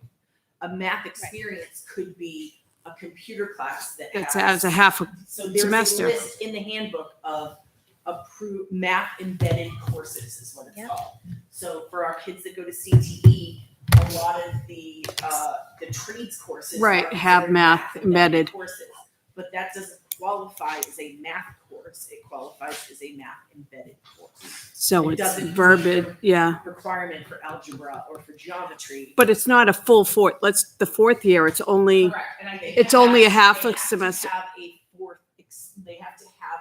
It doesn't even have to be a full year, though. It does not have to be a Okay. full year, So I that would could think be where the so confusion I think is. That's where the confusion is. I do think that's because in Yeah. our program of studies, it says 3.5, but that 0.5 Is the is 4th that year, extra math in the embedded 4th year, for half a semester. We're going to clarify. Yeah. Okay. We don't need to clean it up right now. Yeah, no. No. I'd like to move on, though. We're gonna. Okay. All right. Just a quick note. Do you have another point? I just have one please more go ahead. thing. it's the area where it says due process. And I spoke to Mr. Perez on the way in, and I suggested a change to that, which is literally bringing in some of the language from actually our policy rather than trying to paraphrase if you- it. So as long as we're good with If you that. noticed, yeah, that number 1, I changed it. So it's Okay. a little bit more policy detail. All right. Okay. And then it says Then I'm good refer with it. to policy JICD. Okay. Thanks. I like the opening letters in each of the handbooks. Well Yes, done. very personalized. Very personalized. I think, Jen, I think my only comment would be, can we add the sense of belonging? Yeah. You know what I mean? Just school's tough. piggybacking on that and including it. All right, so we kind of dove into CHS. Are there any other questions or concerns on the CHS handbook? I just really want to see consistency, Can we just bones, and all that other stuff that's in the handbook.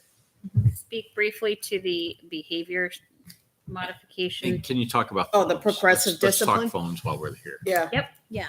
So the progressive discipline policy as of July 1st, 2021, there's a new state policy or state law that we discussed as policy and requiring us to be agents to be able to provide an example of progressive discipline, what that looks like.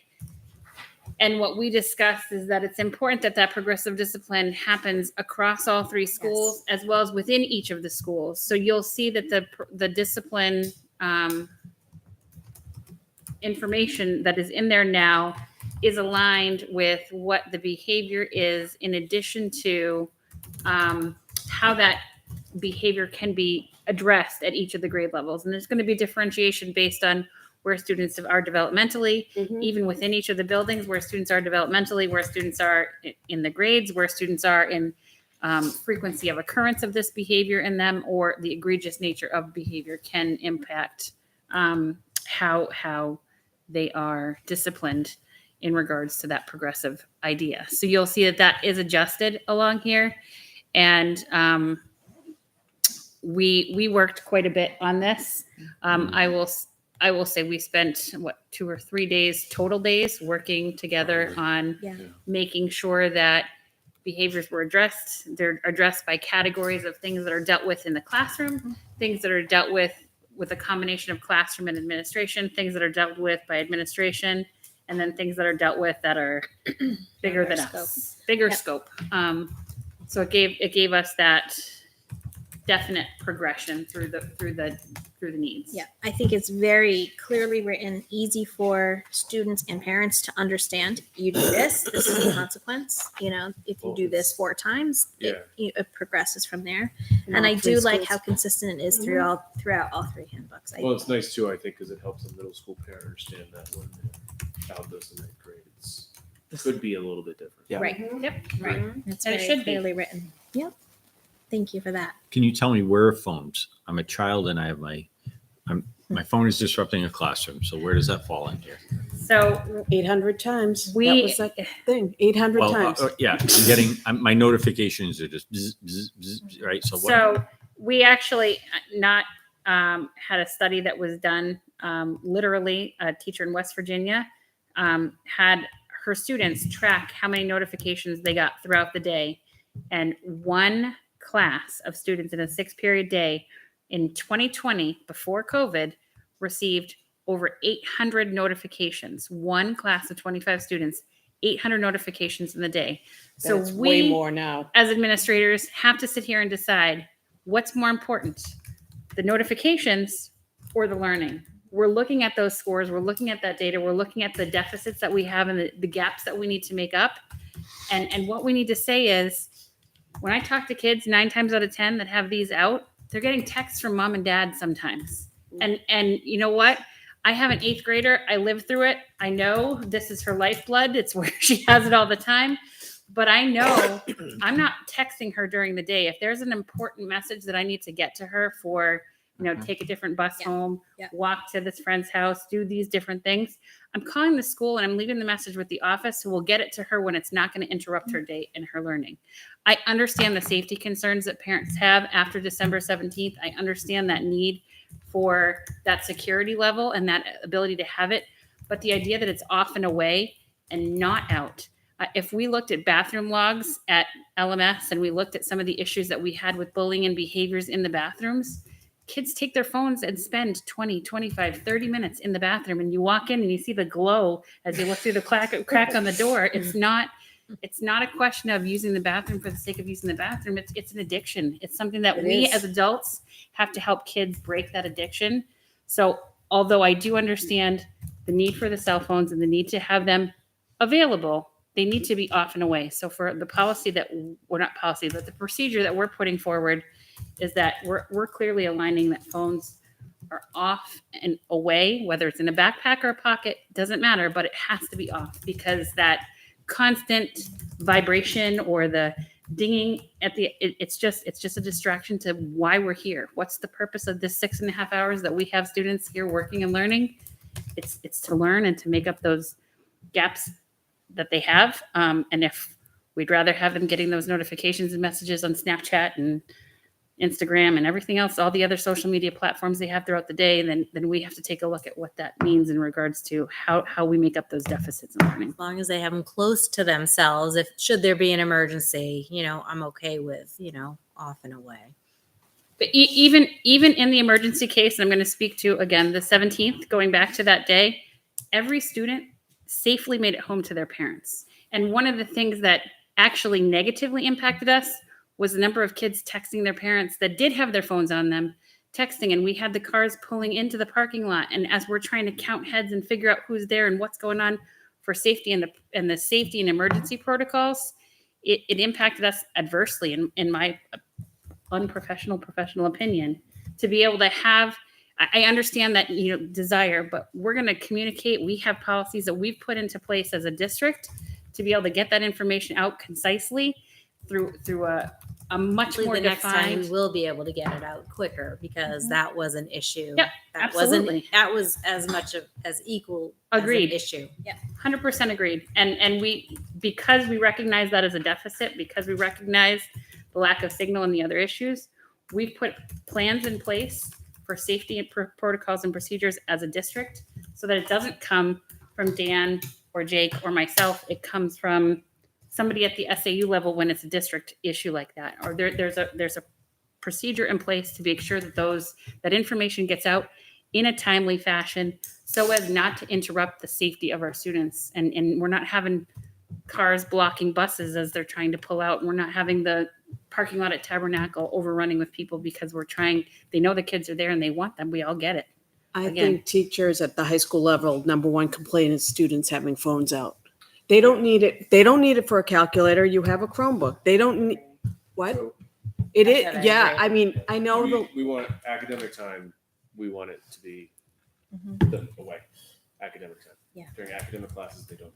Are those rules out? Those are outlined in the handbook. Oh, they're in the discipline and the policy. teachers are All right. supporting it, and you'll support the teachers. I think.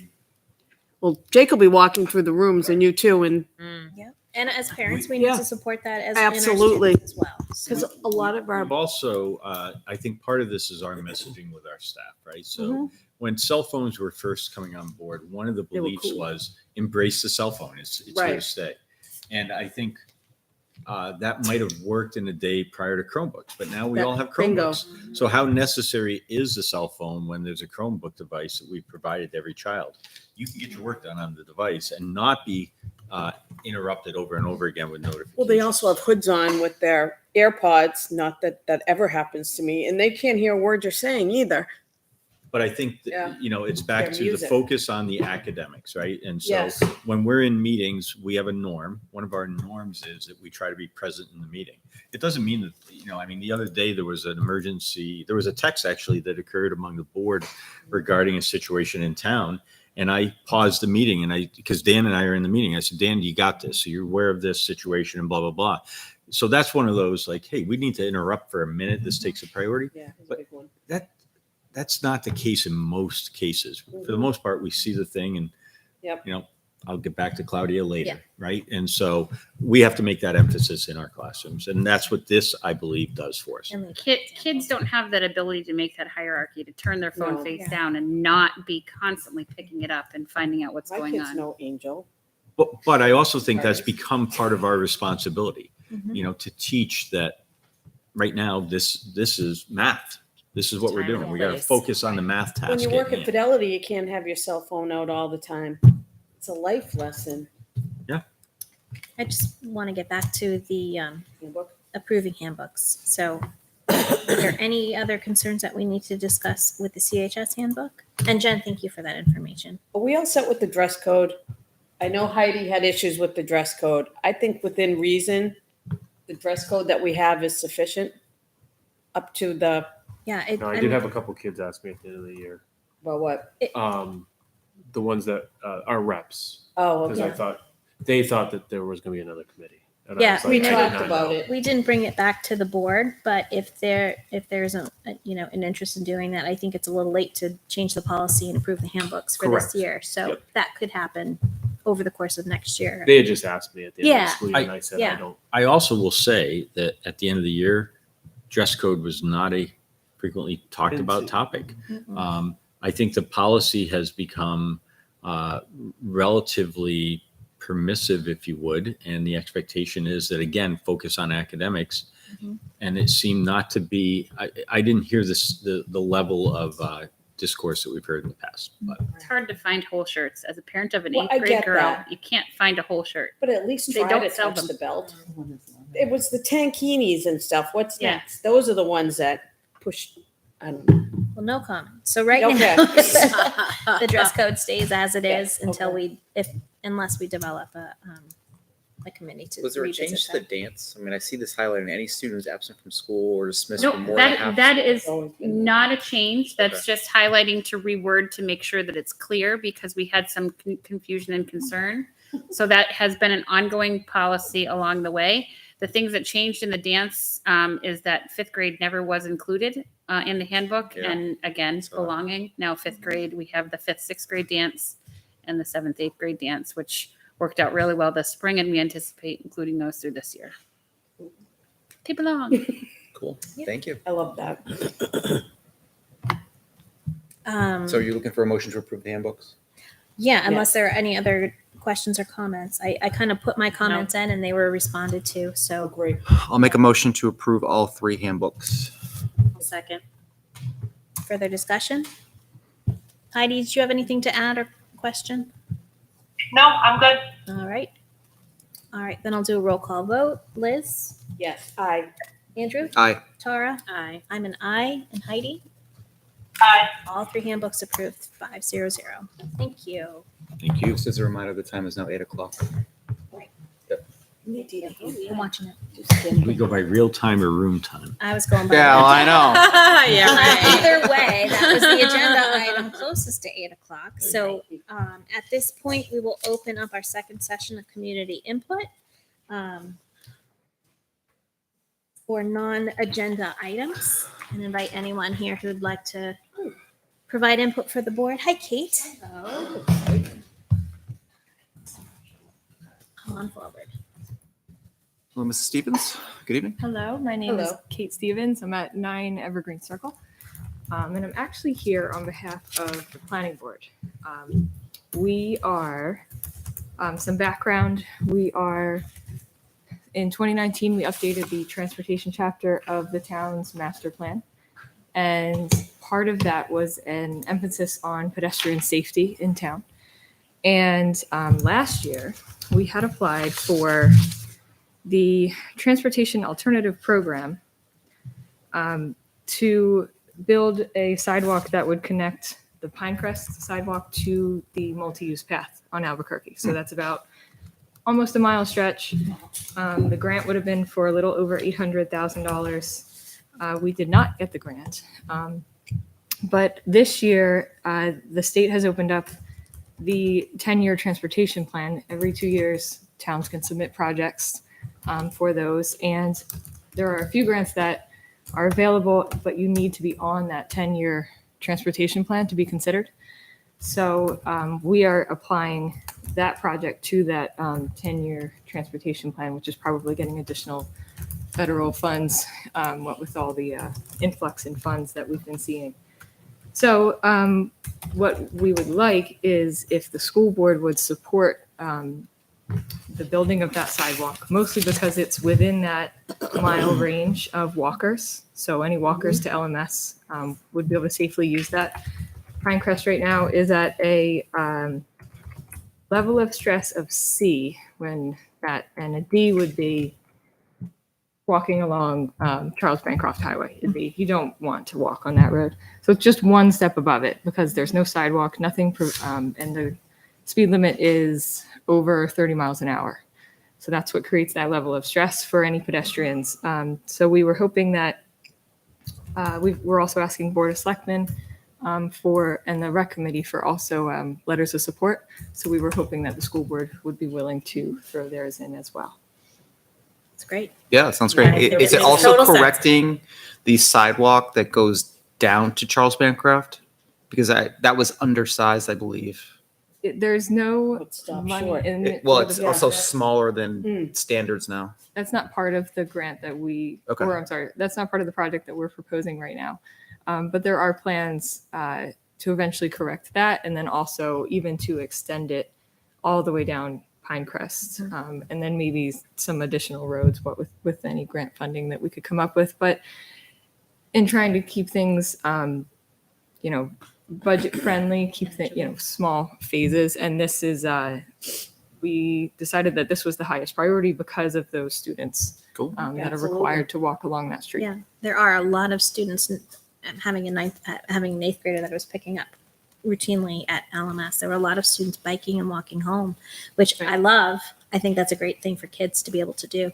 And I think this would enhance it. It's also a very windy kind of road. There are a lot of blind corners. Lots of So side streets in there too that connect. yeah. So I fully support this. Yep. Me too. Thanks for letting us know. So do you need the letter from Dr. Jetty? I think if or- you took an action, Yeah. and then we can prepare, we'll coordinate with We have a Kate. boilerplate that you're welcome. I can send to Michelle. Perfect. if that And would we'll help. coordinate that, but an action from the board Make would a be helpful. motion to support the planning boards. Oh, hold on Okay. just a second. Well, you can make a motion. We'll second it. And then Patty can make their comment. To support the planning board's grant or Project Adding proposal. to the project 10-year proposal, transportation adding plan. sidewalk to Pinecrest. Second. All right, Heidi? Heidi? Absolutely. Yes. Oh, okay. I didn't know if you had something else to say or a question. No, I am 100% in favor of this. This is Okay, Heidi's, all right, so let's take that as a roll call vote from Heidi as an aye. I'm an aye, I'm an I. Aye. Aye. 500. Thank you very much. Who seconded that? Andrew. I did. Thank you. Yes. I'll Yep. send that over to Michelle. Yeah, and thanks. I'll work with you on And it. I'll put that in there. Okay. Thank you Kate, so just much. before you go, so at one point, there was also Safe Routes to School grant money that was available. Have you explored that or looked at that? Last I looked at it, which was a few months ago, it didn't look like it was available right now. I don't know if there's any plans to reinstate that or not, but there was Maybe no being on way the- to apply. Maybe being on the 10-year list helps with that, but I know one community that got quite a sidewalk installed under that, so. Yeah. yeah. We were gonna do it years ago and then kind of fell by the wayside and then the grant ran out or something like that. So those are kids that have to walk to the middle school because I know kids walk to the high school on Page Road, which is just as dangerous as a speedway. So that's another area of concern that I would really like to see. That's awesome. Thanks. Absolutely. So I do have another question. Miss Dr. Queenan had spoke, I think, at that meeting, at one of your meetings versus a selectman meeting about adding crosswalks in town. And I was Oh, yeah. curious about You'd like that. an update on it. I asked for Yeah. one across from Stark Lane to the high school because I used to have a student when I worked at Campbell. He would stand there every morning and no kid would let him in. And I would stop and would almost get rear-ended by like 10 cars because they're like, there wasn't anyone. I'm like, he needed to cross the road. Like But I don't- something, yeah. something she said when she was presenting it that struck me was that there was just some litigation apparently. And there was a child that was crossing on a street and got hurt. I don't know to what extent, but apparently it was the child's fault. So there need to be crosswalks for that reason too, you know? So we have, I can tell you where we're at on that. We are working, the Board of Selectmen should be hopefully accepting a contract with an engineering firm to do basically an analysis of Albuquerque, because we're looking at trying to get crosswalks at Pinecrest Road, things, any ways to increase the probability of people stopping at those four-ways and reducing the speeds along Albuquerque. And one of those things, while we were kind of doing our site observations, a few of us would go out and just kind of watch things on Albuquerque. That was one of the things that we noticed was once the school zone starts, the traffic backs up. So there's no breaks for students to cross the street there. When normally, day-to-day Albuquerque, you have plenty of time to cross the street between cars. But that doesn't happen when when all the cars are now forced to drive at 20 miles an hour. So that is that's specifically part of their scope to look at crosswalks. And we should have some sort of results by the middle of September. Awesome. Keep us We'll updated. definitely keep you updated on that. Thank you. Thank you. All right, thank you. Thanks, Kate. Any other community input? Seeing none. That brings us to our co-curricular job descriptions for approval. So with Make a the motion. new MOA though, we have Yeah, I'm all set. these Yep. 4 job Sounds great. descriptions. Get approval, but if All you're right. rolling. I make a motion to approve the Debate Club Advisor, National Science Honor Society Advisor, Youth and Government Advisor, and Chess Club Advisor job descriptions. Second. Any questions or comments? Hearing none. Roll call vote. Liz? Aye. Andrew? Aye. Tara? Aye. Heidi? Yes. And Aye. I'm an aye, so those are approved 500. We have policies for first reading according to the 2022 legislative changes. So you all got a copy of that memo from NHSBA. You can see that I put some marked up notes on it when Michelle and I sat with our policies and reviewed them. Many of them we're okay on, but there were some that we needed to adjust. And we're also making sure that we're aligning our practices. So when you get the email, for Have a good night, all. example, everything will be lined up. Thank you, everyone. Okay. So I make a motion to approve is everybody comfortable with both of them? Yes. Okay, I make a motion to approve the 2 policies, JLCB and IHBA. For first reading. I'll second. Any further questions? All right, roll call vote. Heidi? Aye. I'm an aye. Tara? Aye. Andrew? Aye. And Liz? Aye. Those are both approved for first reading 500. Old business, we have the KEB, public complaints about school personnel, employees, students, or administration. Make a motion to approve KEB for second reading. Second. All right, questions or concerns on the second reading for KEB? Hearing none, I'll do a roll call vote. Liz? Aye. Aye. Tara? Aye. I'm an aye. And Heidi? Aye. Thank you. That is approved for second reading. Then we have the manifest. It has 2 signatures. Yeah, I'll take a look at it here in a minute. Okay. We'll Looks figure good. that out. Anything else before we go into non-public? Just to thank you again to Mr. Totten for walking me through the process yesterday. You're welcome. We're excited to welcome you on board. Oh, nice. Part of the team. Thank you. All right.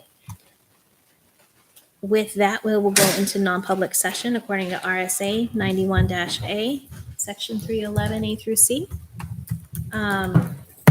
Due to the dismissal, promotion, or compensation of any public employee or the disciplining of such employee or the investigation of any charges against him, unless the employee affected, 1, has the right to a meeting, and 2, requests that the meeting be open, in which case the request shall be granted. The hiring of any person as a public employee, or C, matters which, if discussed in public, would likely affect adversely the reputation of any person other than a member of the body or agency, such person requests an open meeting. Roll call vote to enter non-public? Yes. Aye. Yes. Yes. Aye. And Heidi's a yes, so we'll go into non-public. Thank you for watching. Our next meeting is in 2 weeks on August 17th at 5:30 PM at Town Hall. Thank you.